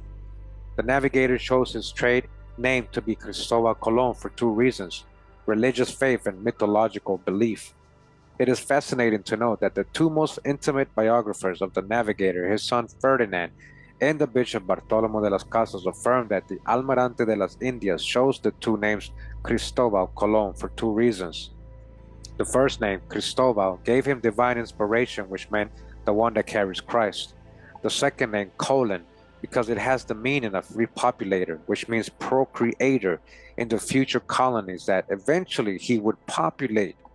All of us today know that the symbol or icon of procreator is the phallic symbol or penis or colon. All right, for someone who was looking for the promised land, all right, again, Columbus was what? Looking for the promised land, right, guys? It's telling us right here. He was looking for the promised land. Where? Where was he going? In America, right? He was going to America, looking to the promised land. This symbol was indeed very well chosen. Okay, so we continue in the book. Christopher Columbus was Portuguese by Manuel Luciano da Silva. We're in chapter 5 of this book now, part 2. And it says here, where in the sigla is Zarco? In the last few years, millions of persons scattered throughout the world have created their own electronic sigla. Why? So they can be correctly identified in their correspondence through the internet. But we all know if a letter or even a period is missing, the message will fail to reach its destination, and it will be returned to the sender. The same can be said of the sigla of the navigator Cristovao Colon. He created his sigla very cautiously and intelligently more than 500 years ago. If you do not know how to read the periods and the symbols of the sigla of Cristovao Colon, you will not make the correct diagnosis. Historians in Portugal and all over the world have treated the periods and the sigla of Cristovao Colon as fly shit marks. The reason why I decided to pay particular attention to the periods and colons in the sigla of Cristovao Colon was based on my long experience working with microscope, noting very minute differences, even to the millimeter, of various cells, and observing very small differences in the curves of electrocardiograms. And again, this is the sigla or trademark they're talking about again. All right, pay attention to all the points, periods, colons, slashes he's talking about. If we look at the upper part of the sigla, we easily note that it contains 3s flanked by 6 periods. We know that a sigla can offer various meanings. We also know that the first interpretation of the navigator sigla is his trademark, Cristovao Colon. Let us review once again the composition of the sigla to see if we can discover his baptismal name, Salvador Fernandes Zarco. Okay, we're about to get into his real identity. It says here, colon Salvador Cristovao Fernandes colon Zarco. So not only is it praising, Christianity and Jesus, he also was able to put his name in there in code. Now let us examine the lower part of the sigla. We observe that the S on the word fedens has the upper part raised like a tail of a dog. Why is that? What does it mean? Although this letter resembles the capital letter S of the Roman alphabet, it is also the shape of the Hebrew letter lamed. This lamed symbol is the 10th letter of the Hebrew alphabet, which surprisingly means member and Zarco. All right, it means Zarco.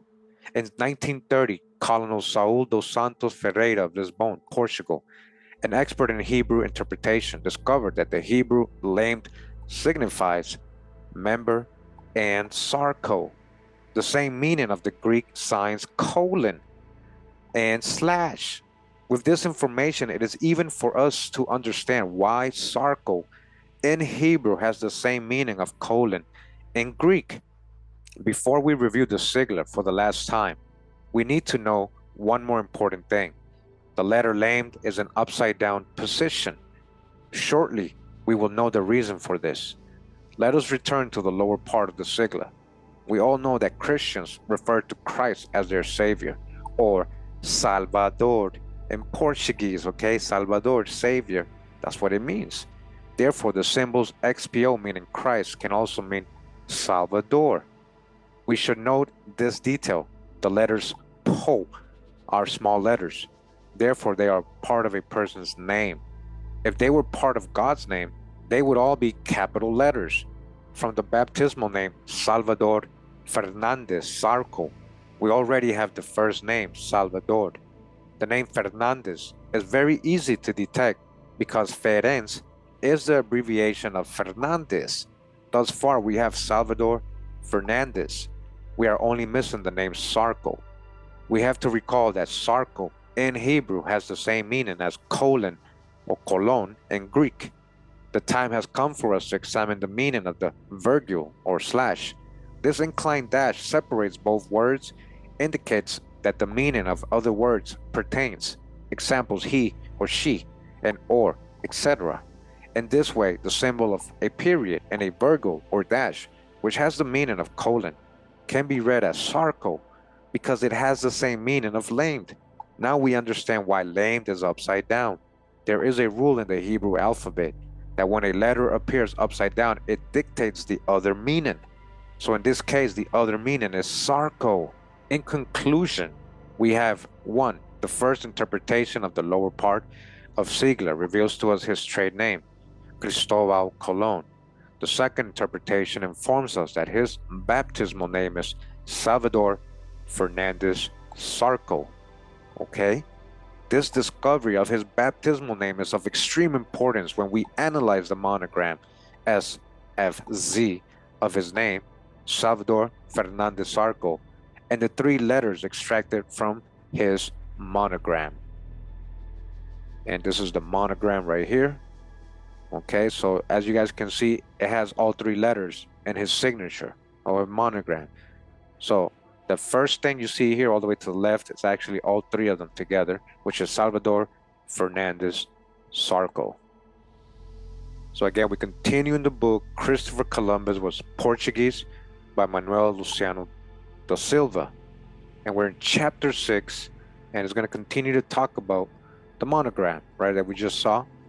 What is the monogram?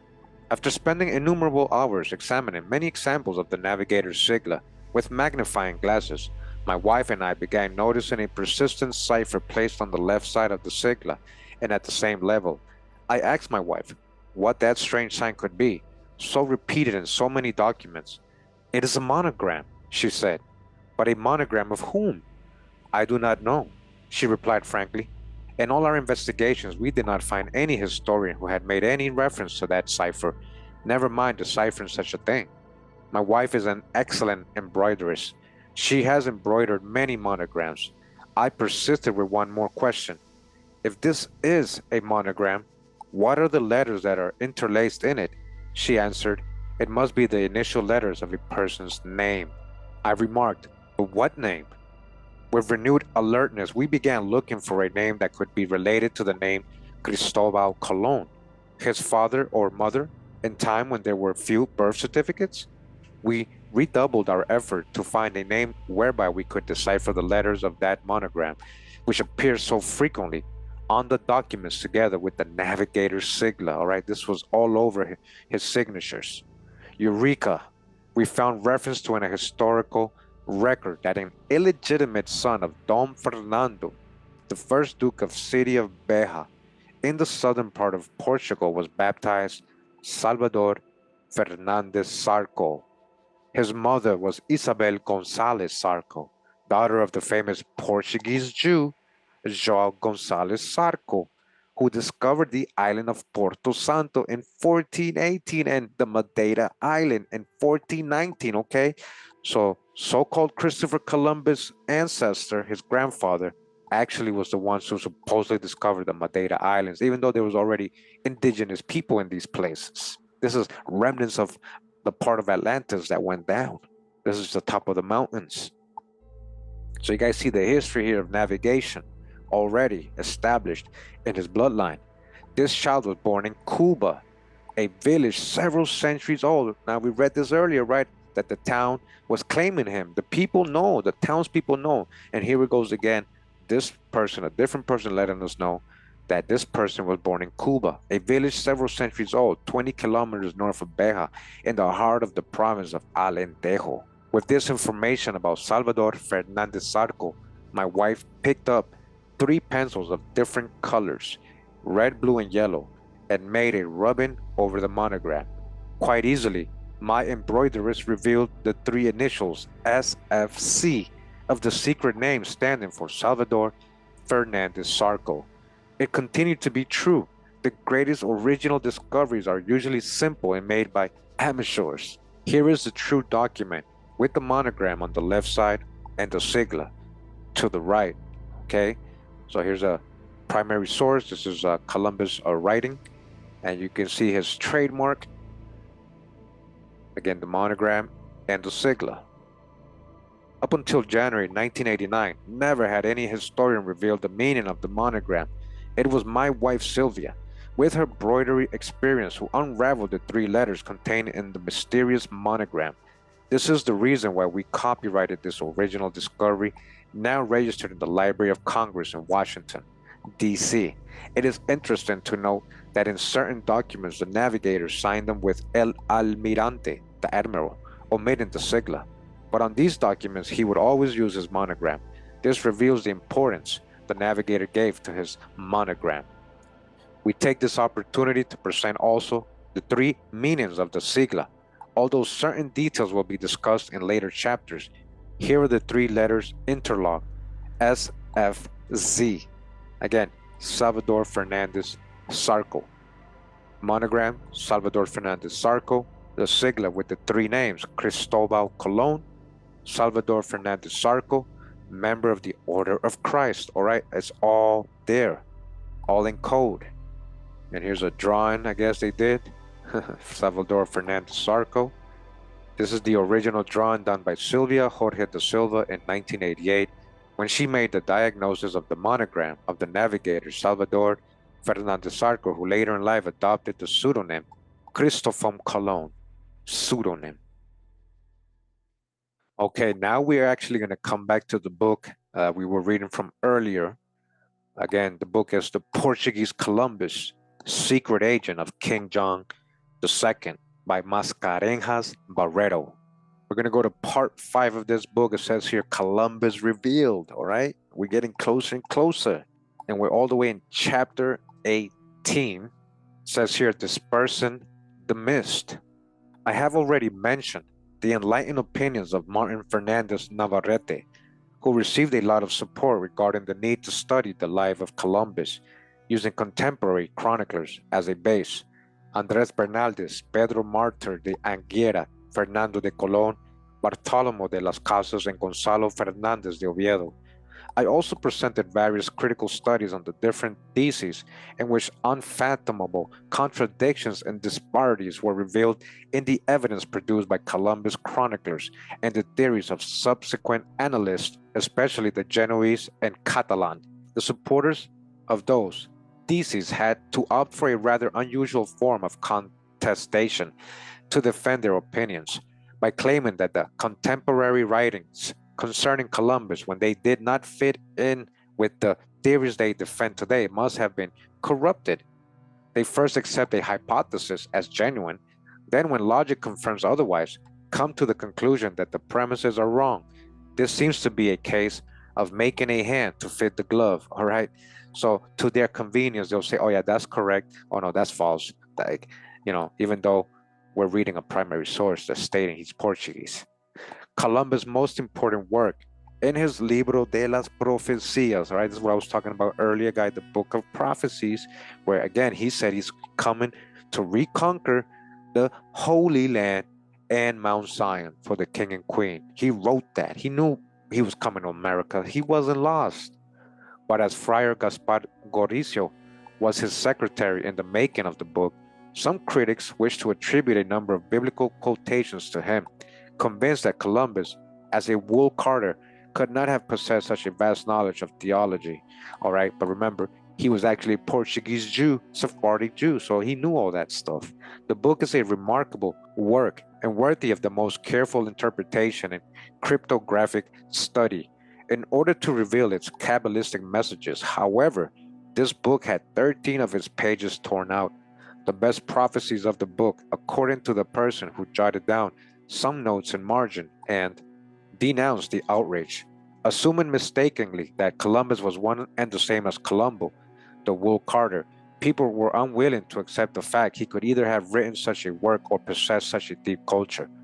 Las Casas relates the difficulties that Columbus faced in making himself understood by the Catholic monarchs and the Spanish board of mathematicians, and they summoned the experts most versed in cosmography to study Columbus' project, which was based on the fact that the world was round and that the Orient could be reached by the West.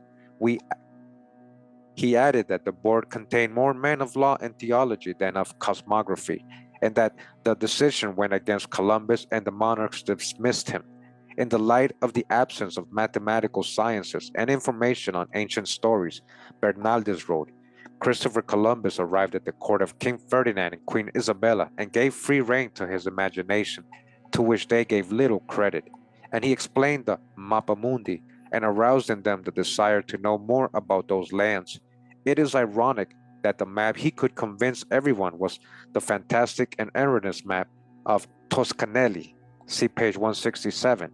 But Columbus, who had so many times claimed to have sailed with the Portuguese, took care not to attribute his knowledge to them. He limited himself to saying that it was due to our Lord.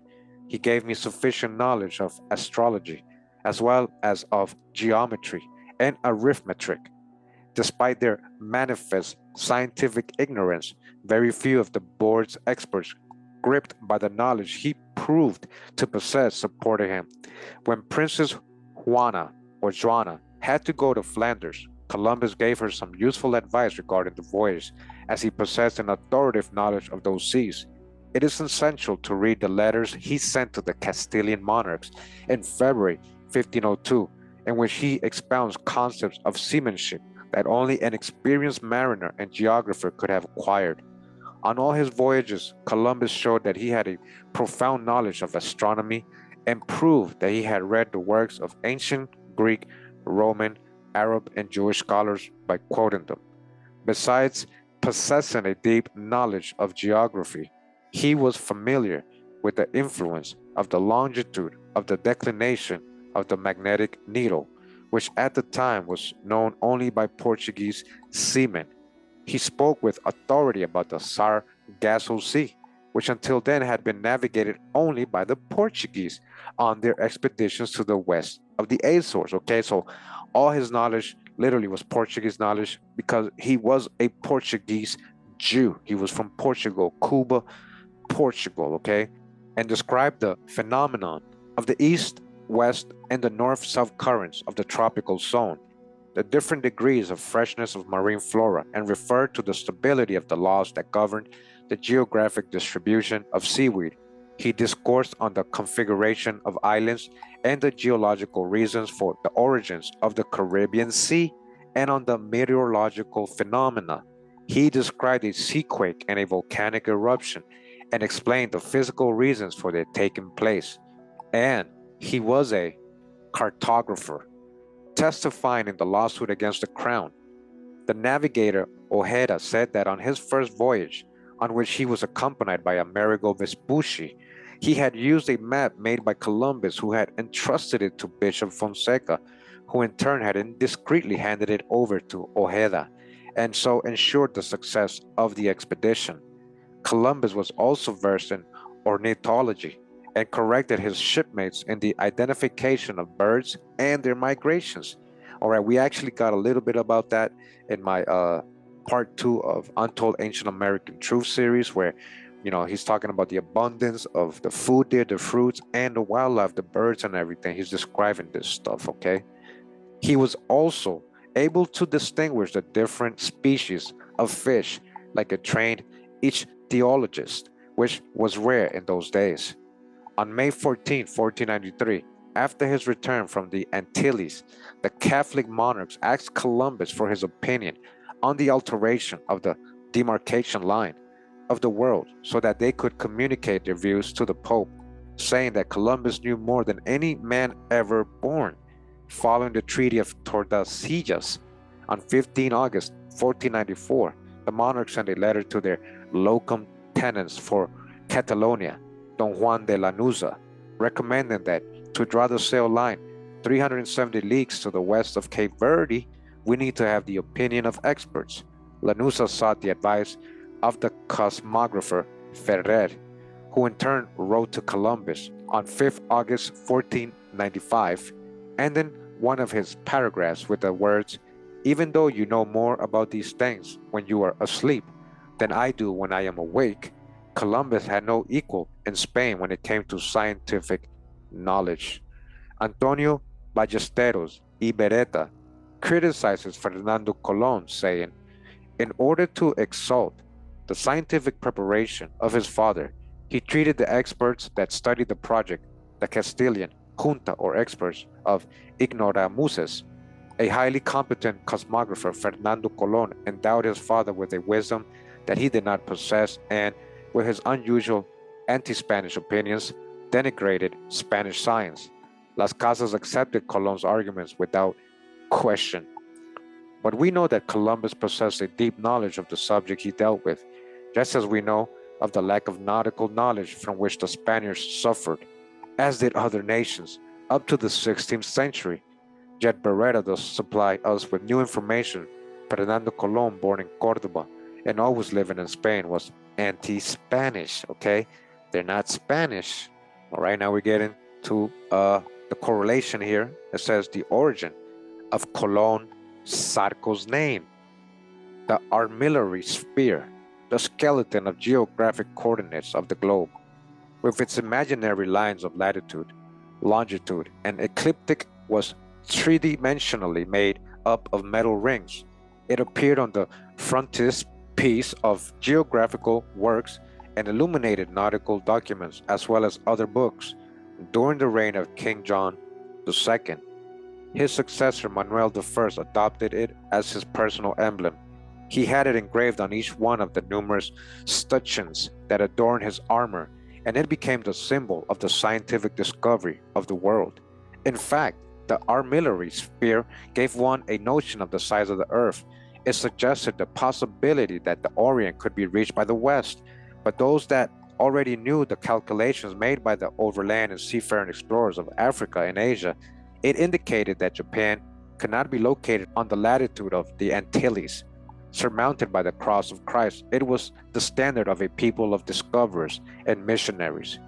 Each curved segment of armillary sphere, whether three-dimensional or plane, was called a ring or colon. Here we go again, a Greek word colon that means member or arch. They are curved arms that take the same name in anatomy: rising colon, transversal colon, and declining colon. And colon or colon is the segment of the ring that joins the Iberian Peninsula to America. Did this induce someone by the name of Arco to change his name to Colon? We must now analyze the work of the pioneers that have thrown light on the mystery of Columbus' siglum. All right, so here goes the sigla or siglum, as they call it here. On examining Columbus' siglum, Alfonso Dornelos, a descendant of the navigator João González Zarco's brother, listen, there's a whole other angle, not because how they broke it down, him and his wife, how they were saying earlier, but this guy is a descendant of the Zarcos, and he recognized something. Listen to what it says. It says, verified that the oblique terminal line preceded by a point was called a colon, both in Portuguese and in Spanish. It is a graphic sign of punctuation that separates two clauses of the same sentence. In former times, it was called the imperfect separator, today the semicolon. Today's colon was known as the perfect separator, as XPO means Christo in Greek and as ferens means he who transports in Latin. Dornelos came to the conclusion that the cryptographic siglum probably indicated a name translating Christoferens as Cristovao, and then adding the Greek colon, he obtained Cristovao Colon, right? We're getting the breakdown again. Following up this analysis, Saul Ferreira saw that the graphic character, all right, slash, corresponding to the minus in Hebrew, meaning sarga or sarco. Okay, it means sarco, guys. Come on, remember, in Hebrew, it literally means sarco. Zarco is a Portuguese surname made famous by the navigator João González Zarco, who discovered the archipelago of Madeira in the service of Prince Henry the Navigator and was raised to the peerage with the name of Camara. The origin of the name Zarco was enveloped in a dense mist in the genealogies that appeared at the end of the 16th century, when everything possible was done to cover up the Jewish ancestry of any distinguished family. All right, why? Because of the Inquisition. These people a lot of them were in hiding. They couldn't openly be who they wanted to be, which was Sephardic Jews. When everything possible was done to cover up the Jewish ancestry of any distinguished family, especially in the cases of the nobility and those that had close ties with the royal family. Totally incoherent origins were invented for both surnames and titles. These people went underground. They created names. History cannot be restricted to one multifaceted version of events based exclusively on written documents, many of which are falsified in the writer's private interest. It is essential that documentary research be complemented with a philosophical reflection in its widest sense. If a historical text is full of lacunae and doubts, one must resort to other sources of information, such as heraldic symbology, tumular inscriptions, and ideograms to be found in works of art, which also transmit messages and are not mere fantasies of their authors. In this field, the investigator must be on his guard against the intentional distortions that were perpetrated during the Portuguese Inquisition, when the Jewish origin of many noble families was concealed by means of erasures and anthroponymical changes. And it must not be forgotten that nearly half of the population of the country had Jewish blood. Okay? From the 16th to the 18th centuries, some genealogists changed surnames in return for payment by those who feared that they would be denounced as descendants of new Christians. Although trying to be honest, Gomes Yanes Surara, Diego Gomes, and the genealogist Alao de Moraes, for instance, presented several contradictory versions regarding Joao Gonzalez Sarco, all of them based on what they heard. They suggested that the name Sarco derived from a nickname, as he was strabismic or Sargo from the Arab Sarka, which means light blue eyes. They invented the fact that he had only one eye, having lost the other one in battle. Or according to Gaspar Frutuoso, he may have killed a Moor called Sarco, but he was already Sarcos in Matosinhos. All right, he is the Sarco, he is the so-called Moor. Before fighting any battle, there was already Sarcos there. There were also other Jewish Sarcos in several cities such as Tomar, Santarém, and Torres Novas, and no descendants of Joao Gonzalez, discoverer of Madeira. No one seems to have considered the fact that it was common practice to join the last letter of the penultimate name to the first syllable of the last name, and in the case of Hernandez Úñiga, which became Hernandez Zúñiga. All right, you guys hear what they're saying? You add the last letter of your first name to your last name. So it went from Úñiga to Zúñiga. And Rodriguez Ola, which became Rodriguez Sola. You see, so they're adding the last letter of their first name to the beginning of their last name and creating these last names. So he's saying Gonzalez Sarco, therefore, may have come, as I found out later to be the case, from Goncalo Esteves Arco. It was actually Arco or Arch. That's the origin of the Sarcos. Just add the C. They got it from the first name, Esteves Arco. They put the C in the front. They got Sarco. You guys see that? Interesting. Why Sarco or Sarco? Transliterating the root arc of the Demotic Egyptian writing to Greek gave rise to Archi, which in turn formed Arch and Arg, which are found in the Semitic group of languages such as Hebrew, Arab, and Hamitic tongues, to which modern Egyptian and Ethiopian belong. They also became a part of some Indo-European languages such as Persian, Greek, and the Italic tongues, one of which was Latin. Portuguese comes from this last group. We should also note when analyzing the surnames Sarco and Sargo that the same character gamma, Y, in the ancient Greek alphabet has the value of G or a C. Let us move from philology to history to demonstrate this phenomenon. The Hellenic city of Argos, a toponymic that comes from Egyptian, gave its name to the region of Argolis on the Aegean Sea.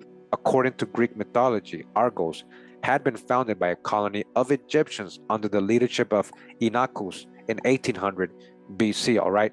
So remember, guys, my series, Israel in the Nations of Europe, and also my Danite videos. I got 3 Danite videos where we show that these so-called Greeks who are settling, these so-called Egyptians, that just meant people coming out of Egypt. That's why they were calling them Egyptians. Where was Egypt again? The true Egypt was here in the Americas. Ancient Egypt, Tamari, was here in the Americas, and people went from here and ended up in these places. A lot of these people were Israelites, Danites, Hebrews. They're called Egyptians that became known as Greeks. Make sure to check out all those videos so you guys can see what I'm saying. On landing, Inachus found a cave inhabited by evil, amphibious spirits against which he fought. 300 years later, Danais, Danais took another party of Egyptian colonists, so-called Egyptians, among whom was Hercules, Hercules or Samson, to Argus, and they settled in the interior.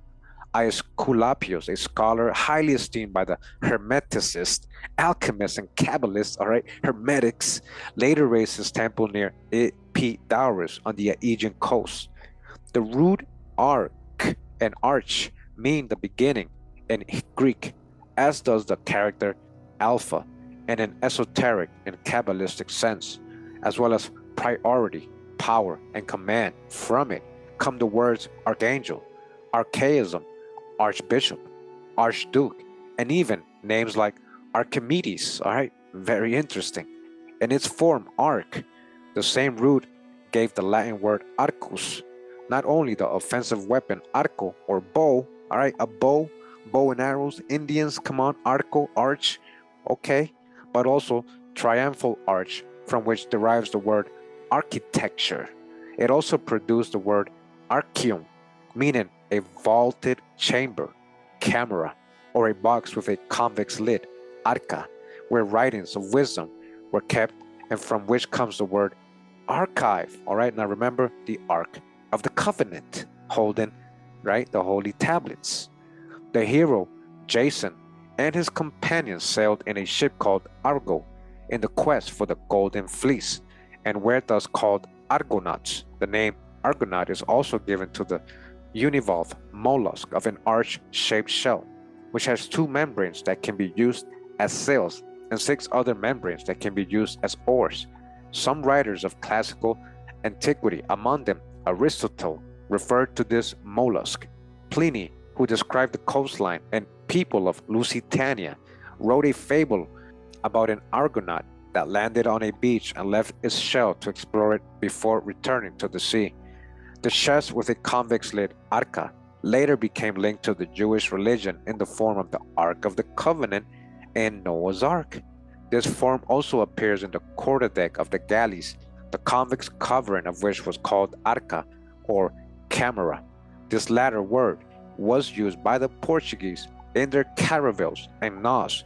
From the same root came the adjective arcane, which designated the hermetic and secret operations in alchemy, such as the making of gold, chrysopoeia. All right, this is very interesting right here, the breakdown of the etymology, right?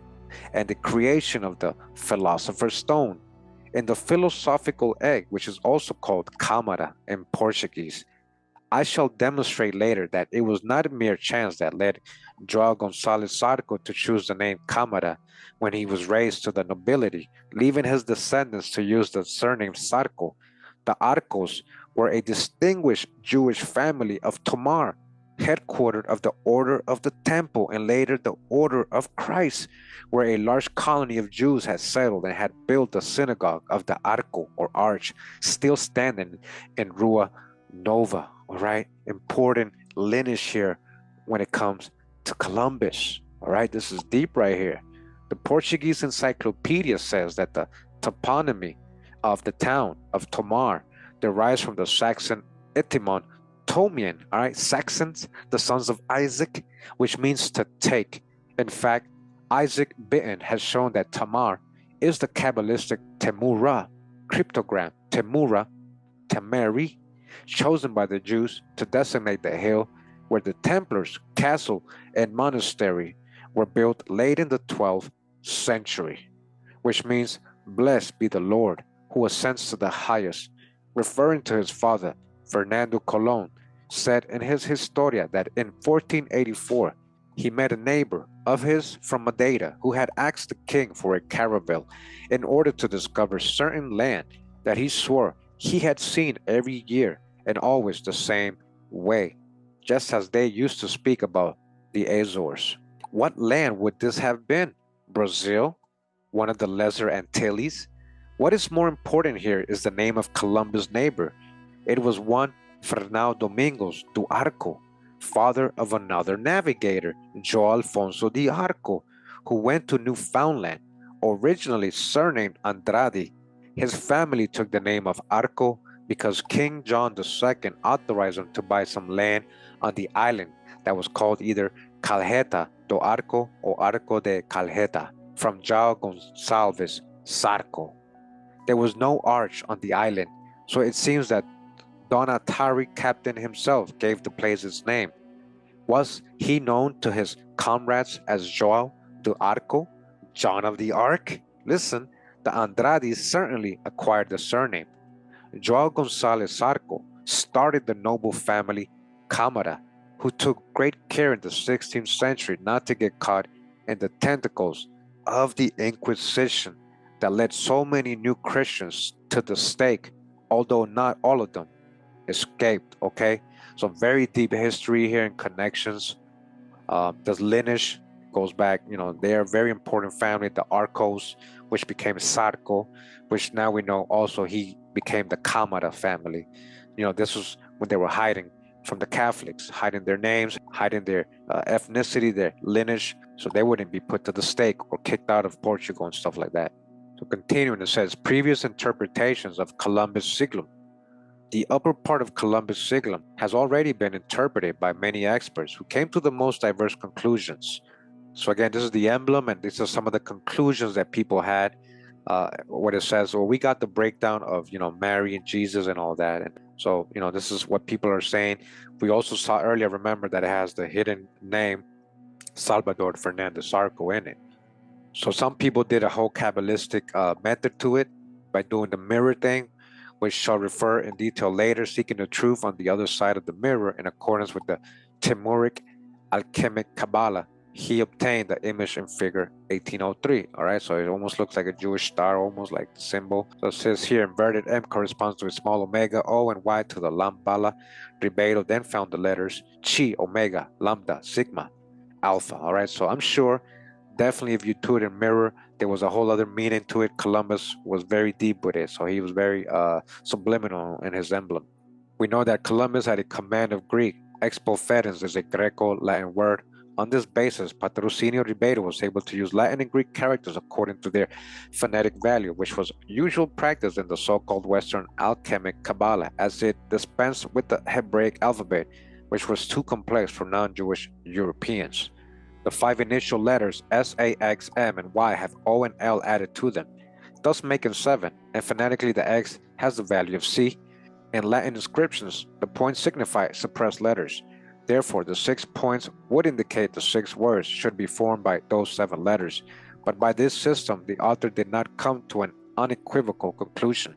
Saul dos Santos Ferreira was of the opinion that Cristoferens had nothing to do with Saint Christopher, who according to legend carried the child Jesus across the river on his shoulder. He concluded that in the language of the primitive Jewish Christian Church of Spain, the word Cristóbal meant Christ Lord, corresponding to Savior or Salvador, right? Salvador, we got that early, that's his first name, himself. As far as he was concerned, the siglum should read, Save Christ, Save Mary, Save Joseph. Placing the words in 3 columns and reading them from both upwards, he obtained Save Christ, Save Mary, Save Joseph. So we got this earlier, right? The whole Christian breakdown of it. Too, there's many meanings again. So the double meaning in the emblem, as we read earlier. He considered Expofedens to be Salvador, Savior, and the 3 S's Gonsalves. He added the slash and the Hebrew word he had obtained in the siglum, which gave him the following reading: Salvador Gonsalves Zarco, he that robbed disappear. Obviously, the author of this Kabbalistic Notaricon message based it on the letter sent to Columbus by King John II. Says here 2 17th century messages. Saul dos Santos Ferreira's conclusion brought the erudite bibliophile Antonio Ferreira de Serpa into the field of Colombian research. Serpa raised the hypothesis of a correlation between Columbus and a pseudonym Don Tivisco de Nassau Zarco y Colona, adopted by one Manuel de Carvalho e Ataide, author of some genealogical memoirs. Manuel de Carvalho e Ataide was born in Port Pombal, an old Templar stronghold, which, like Tomar, had a large Jewish colony in the 15th century. He was a cavalry officer, a commander of the Order of Christ, and a bailiff of the Holy Office of the Inquisition. He was the son of Sebastian José de Carvalho and Luisa de Melo, bastard daughter of an Ataide. Carvalho used a pseudonym preceded by the title of prior when he wrote Teatro Genealogico, que contain, and so on, right? The work was banned by King Peter II because it contained some inexact genealogical information. In another book, Periscope Genealogica, published some years after the Teatro Genealogico, Saul dos Santos Ferreira and Ferreira de Serpa found once more by the same process of geometric Kabbalah other messages indicating that Columbus was a product of Prince Henry the Navigator and also a descendant of Joao Gonzalez Zarco and his wife Constanza Royce or Rodriguez de Sa, daughter of Cecilia Colonna, okay? A product is a non-specific word, and as Columbus could not have been the son of Prince Henry, Saul dos Santos Ferreira admitted that he could have been the son of the Prince Fernando, Henry's nephew and heir of both his title of Duke of Viseu and his position Master of the Order of Christ and later Constable of the Kingdom, Duke of Beja and Lord of the Archipelagos of Madeira and Cape Verde. The geometric transliterations of Teatro Genealogico and Periscope Genealogica opened new horizons. However, the books were published almost 2 centuries after Columbus' death. Could the cryptographic text be valid? The opponents of the thesis that Columbus was Portuguese rejected this possibility, saying that it was merely a non-documentary 17th century message. All right, so that's a big one. I didn't know there was actually 2 genealogical books, right, from the 17th century that had already explained that Columbus most likely was a Zarco, he was Portuguese and all that, and this wasn't accepted. All right. Continuing, I'm going to belly flop a little more ahead. Chapter 23 of this book, I found this part right here I wanted to read. So basically, most of the book kind of breaks down his name, kind of proves it to you that it actually literally saying Salvador, Fernandes Zarco, on top of all its Kabbalistic and Christian meaning as well. It says here, the Discoverer Prince. And remember, they were saying that he might be related to Prince Henry through one of his nephews. This is royal blood. The Joao Zarcos, also known the Arch family, are like nobles as well. So he's carrying noble blood, it seems. It says here, the Discoverer Prince. The historian Agostinho Ferreira Gambetta provided me with some valuable materials for my thesis when he presented a paper at the Lisbon Naval Academy and referred to the work of the historian Demetrio Ramos. Why did Colon have to offer his services to Spain, in which it was claimed that Colon was a prince, infante, of Portugal? Professor Gambetta also supplied me with precious details extracted from the writings of Las Casas, Colon's most faithful chronicler apart from Fernando. All right, we're talking about primary sources here. Okay, it says here, number 1, Pero Vasquez de la Frontera, who was a very wise man in the ways of the sea. He had once gone on a voyage of discovery to terra firme, or to firm land, right, America, South America, with the Prince of Portugal. All right, who was this Prince of Portugal? This Pero Vasquez de la Frontera was born in Galicia, and in 1451 or 1452 had already sailed with Diego de Tavai, and on his second voyage, in which he later had discovered the westernmost islands of the Azores, Flores, from which he had sailed further west. There is no record, however, of his having reached terra firma, but it must be noted that Vasquez does not mention Diego de Tavai, so that it can be supposed that the expedition with the Portuguese prince took place at a later date. Martin Alonso Pinzon was informed by Pero Vasquez de la Frontera that he had gone to discover this land with a prince of Portugal, and said that he had almost succeeded and that they were prevented from doing so because of the algae in the sea. Number 3, it says, because the said Prince of Portugal, because he did not cross it, failed to find that said land, although not directly, he thus identified the prince as Salvador Zarco, son of Prince Fernando, Duke of Beja, and Master of the Order of Christ, as it could be no other. Okay, it was Columbus. It is obvious that this expedition took place after one of Diego de Tavai and after 1474, when Salvador Zarco had already adopted the name Cristovao Colon, and can be seen in the letters he exchanged with Toscanelli. Besides this, Pinzon testified in the Plato that he had sailed to the western Atlantic with a map of the zone that had been drawn by Columbus and handed over to him by Friar Gaspar Gorricio.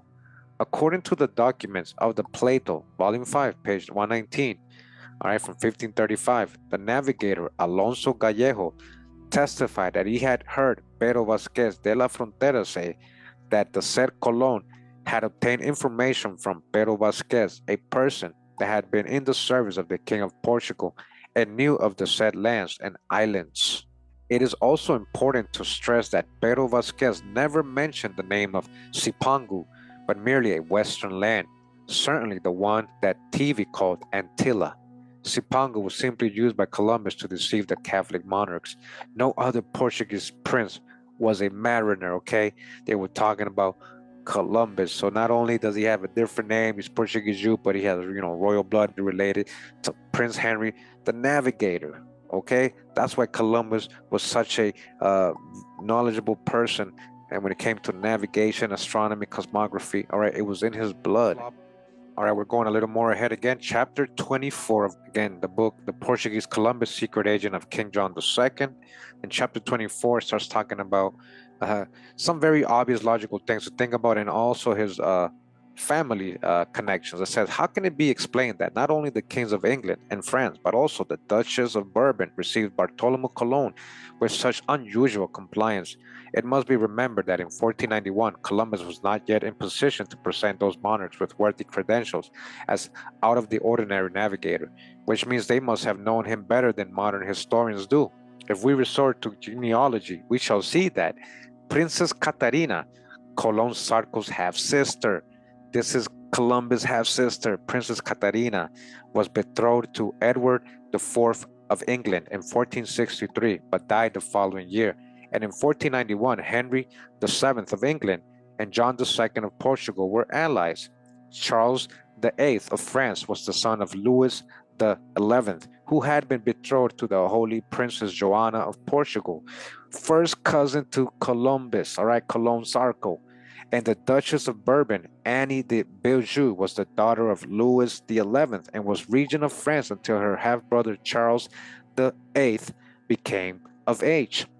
The Duchess' brother, the Count of Savoy, in turn, had been an intimate friend and brother-in-law of Charles, known as the Bold, of Burgundy, because this prince was married to Anne's sister Isabel. Charles the Bold was son of Philip, known as the Good, of Burgundy, and Princess Isabel of Portugal, which again is Colon Zarco's great aunt. Okay, that was his great aunt. He was father of Mary of Burgundy, who married Emperor Maximilian of the Holy Roman Empire, who, as the son of Emperor Frederick III and Princess Leonor of Portugal, Colon Zarco's aunt, all right, this is all his family, was Colon Zarco's first cousin. The Duchess of Bourbon, sister-in-law of Charles the Bold, was a cousin of Columbus. All right, you guys see why Columbus was so important and why he was the one chosen to come, right? All right, so a little further down, it says here, a coincidence of toponymy. It is important to point out that Salvador Fernandes Zarco gave the name of Saint Salvador to the first island at which he anchored. All right, you guys think that was a coincidence? It is plausible that he called it this after Christ, Savior. But we now know that he baptized it with his own name, Salvador. That was his name. That's why he named it Saint Salvador. The name as one of the two only parishes of Beja. It was usual to baptize a child with the patronal name of his parish. Later, he translated it to Cristovao, equal Savior. To the second island, he gave the name Fernandina. I never put two and two together until I'm reading this right now. He did actually name all these islands after places he knew in Portugal and after his name. So again, the second island he named Fernandina and not Fernanda, apparently in honor of King Ferdinand or Fernando of Aragon. But why would he name it after a king who had shown little or no interest in his undertaking, instead of honoring in first place Queen Isabella, who had supplied him with the means to make this voyage? Colon Zarco may not have been over enamored with his father, Prince Fernando, Duke of Beja, with whom he must have had very little contact, but he must have respected him as the master of the Order of Christ. It therefore seems possible that he baptized the island with his father's name. However, Salvador Zarco was Fernandes, a surname that means son of Fernando. Everything indicates that the name Fernandina is more suited to Fernandes than to Fernando. This diminutive points to the fact that he named the first two islands after himself, Salvador Fernandes. Only to the third island did he give the name Isabella and not Isabelina, which, although seemingly honoring the Queen of Spain, he named after his mother. Isabel de Cámara, okay, that was his mom's name. He also baptized a settlement, today a town on the coast of Puerto Rico, with the name of Isabella, all right, after his mom, not after the queen, as they told us. Okay, they lied to us about all this stuff. He named the fourth island Juana or Joanna and not Juanina, in honor of his cousin and brother-in-law, King John II of Portugal.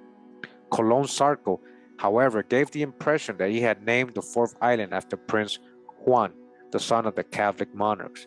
But when he visited his king on his return to Europe, he certainly explained his true intentions to him.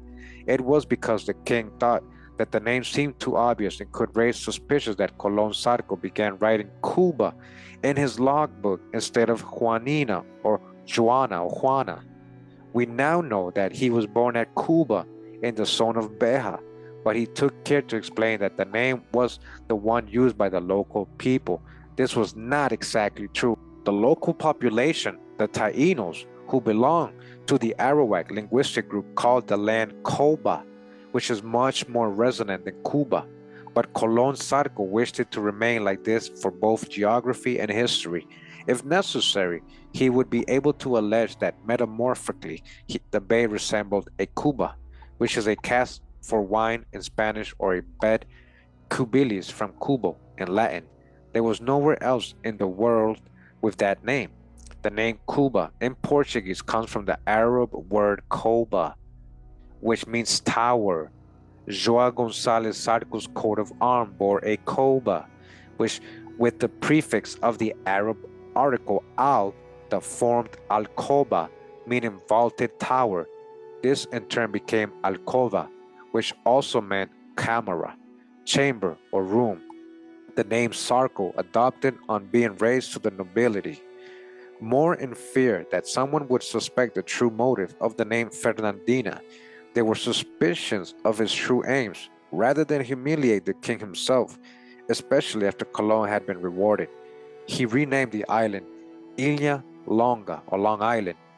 I have made a close study of the names that Colon Zarco gave to the places he discovered, as well as to those that were discovered by his navigators and inserted into his cartography.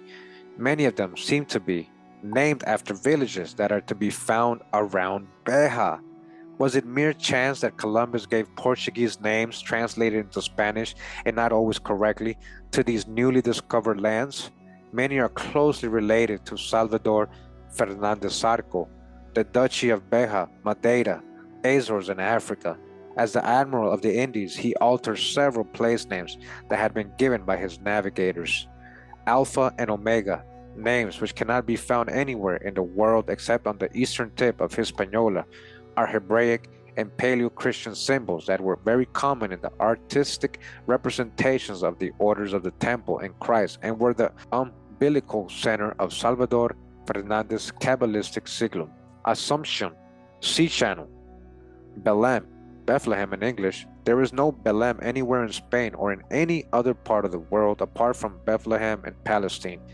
The Belém that the Portuguese baptized in the 16th century in Brazil and the Belém in Panama, the two in the Americas, had the same origin.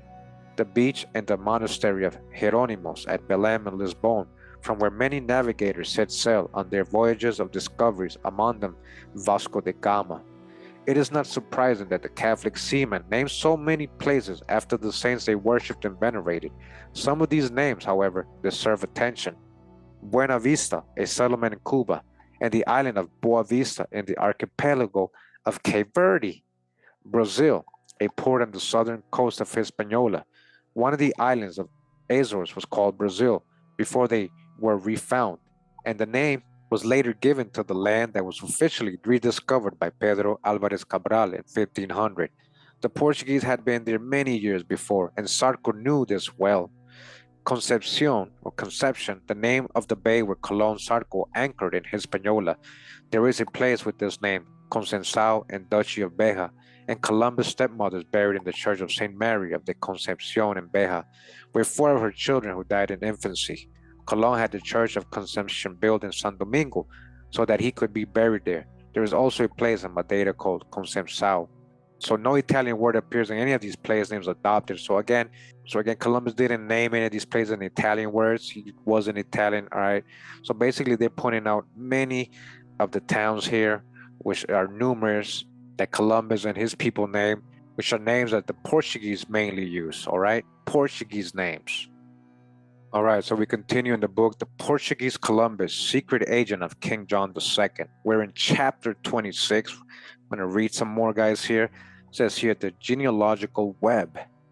To understand the vast web of families in which Salvador Fernandes Zarco was included, aka Columbus, it is necessary to look into the Portuguese genealogy of the 15th century, especially the nobility linked to the discoveries.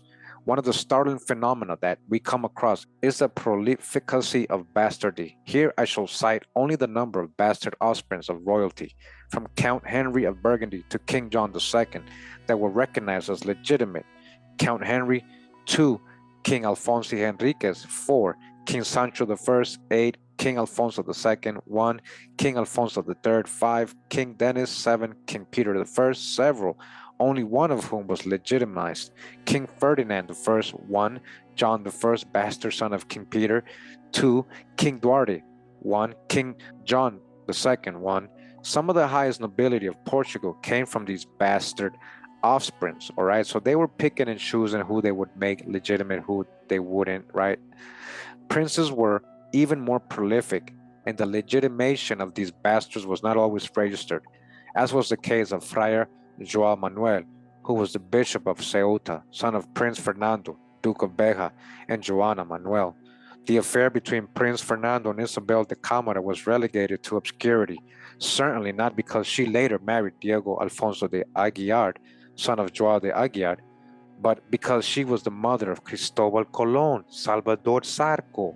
Some cases like this remain unknown, but none as momentous as this. Besides this, there were the numerous cases of the bastard children of priors, bishops, and cardinals. One of the most notable figures of Portuguese history, for instance, Nuno Álvares Pereira, who led the Portuguese army in 3 consecutive victories over the Castilians and played a decisive part in placing King John I on the throne of Portugal, was one of the 32 bastards of Prior Álvaro González Pereira, master of the Order of the Hospital, his mother being a nursemaid of the court, Iria González do Carvajal, the illegitimate son of King John I, and Inés Pires Esteves was Alfonso, 1st Duke of Braganza, who married Beatriz Pereira Alvim, daughter of the Constable Nuno Álvares Pereira. This marriage gave rise to the greatest noble house of Portugal, and it was a Braganza. All right, the Braganzas, right? Hey guys, shout out for the Prester John investigation con drop. The Braganzas come into this, I know it, who led the uprising against the Spanish domination that restored Portugal's independence in 1640 and ascended the throne as John IV, beginning a dynasty that would rule the country until 1910. So guys, they go over many more cases of, bastard kids, of, these royal people having, kids with, just regular women, and, they're being recognized sometimes they're not. So they're given different examples. And this was the case with Columbus. He wasn't, recognized. It still doesn't mean he wasn't considered noble. I'm going to pick up right here.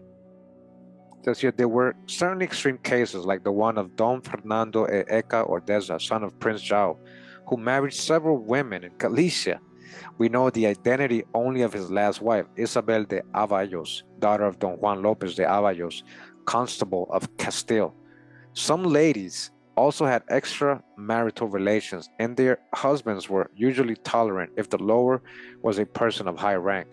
One of these ladies was Brites or Beatriz Gonçalves, who became the mistress of Ruy Gonçalves de Cámara, donatary captain of the island of São Miguel in the Azores, who already had 3 bastard children. A daughter was born from this affair, and King Manuel I authorized the father legally to adopt his bastard offspring. Ruy Gonçalves de Cámara was the son of João Gonçalves Zarco, okay, and therefore brother of Isabel de Cámara, the mother of Salvador Fernandes, all right? That's Columbus' mom. But cuckoldry was not always passively accepted, and many adulterers paid with their lives.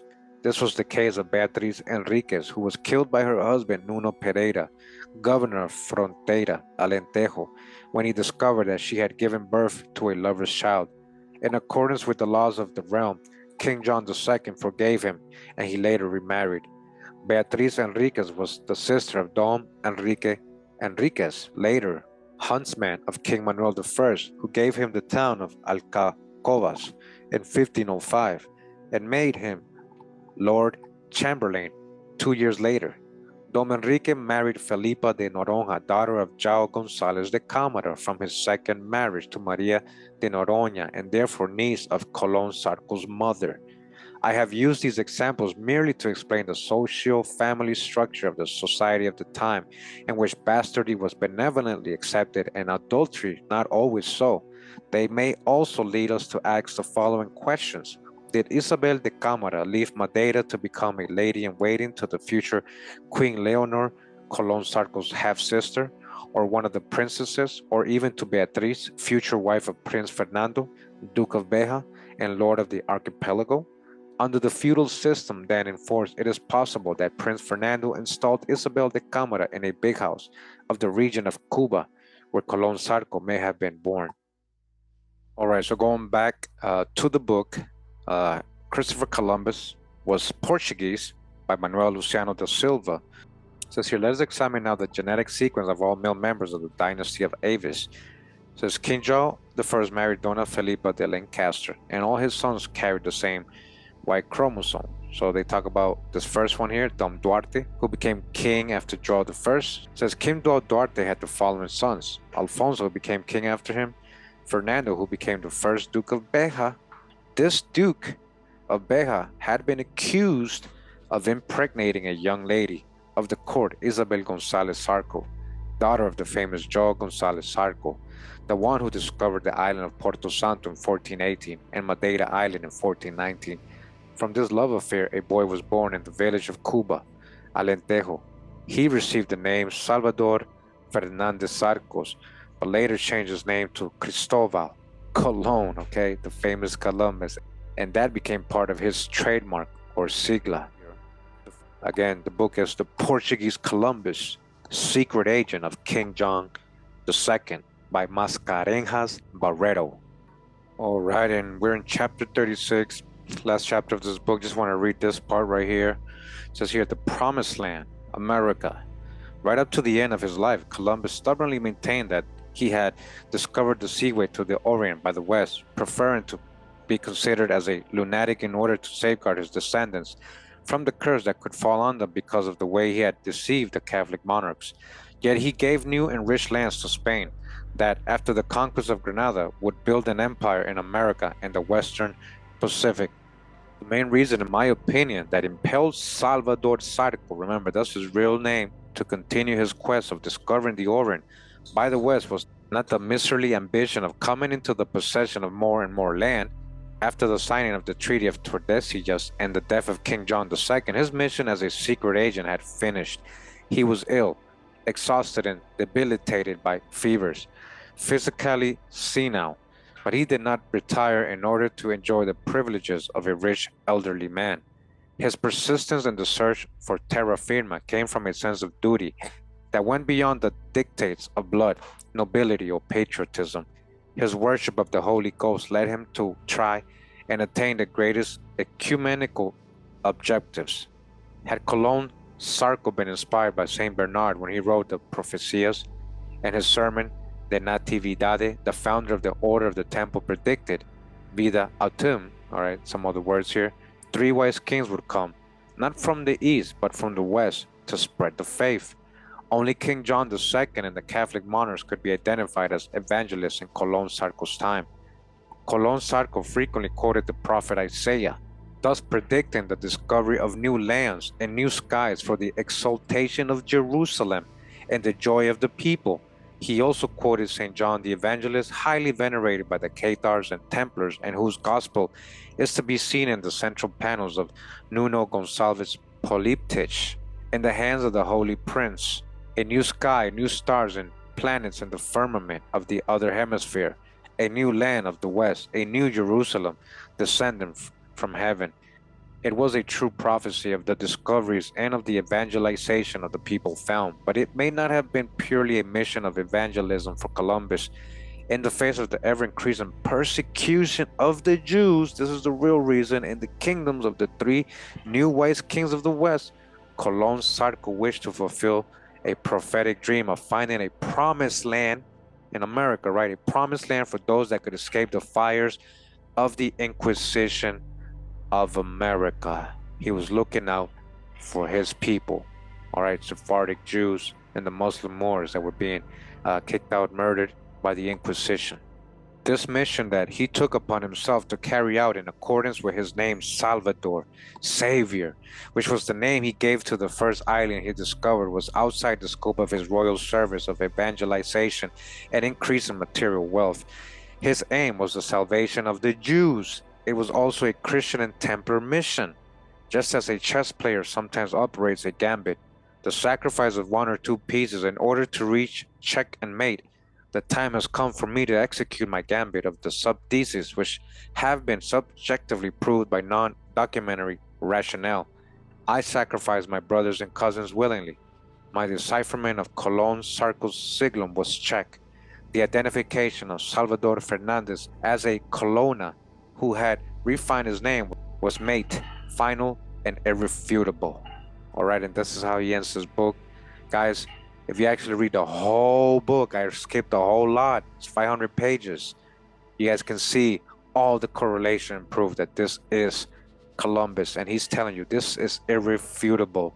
And he was there to help the Sephardic Jews, not just to evangelize and bring Christianity. That was the cover, remember? Crypto Jews, secret Jews. All right, so I'm gonna probably end it here. I do recommend that if you guys want to get like the full story, all the connections with his family and everything, read both of the books we read. They go through a whole lot of their stuff. Just a lot of info, really corroborating that this is correct, that he was Salvador Fernandes Zarco from Portugal. As it says here, the Portuguese who discovered America. 5 centuries after the beginning of the epic voyages of discovery, in 1492, new and conclusive evidence was brought to light on the subject of the nationality of Salvador Fernandes Zarco, a Portuguese from Cuba in the province of Alentejo, who is better known by his pseudonym, Christopher Columbus.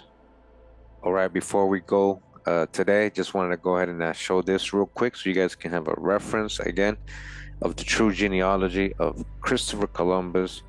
His real name, Salvador Fernandes Zarco, born in around 1450s in Cuba, Beja, Portugal, and he passed away in 1506 in Valladolid, Spain.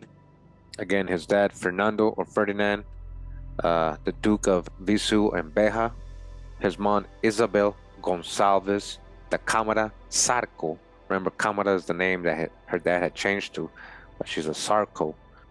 Going up the tree, going up to his grandparents. Again, we got Joe Gonçalves Câmara Zarco, or Zarco, and he goes up to Gonçalves Estevez Zarco or Arco. Remember, they were telling us about the arch or arc, right? Zarco, that is his great-grandfather.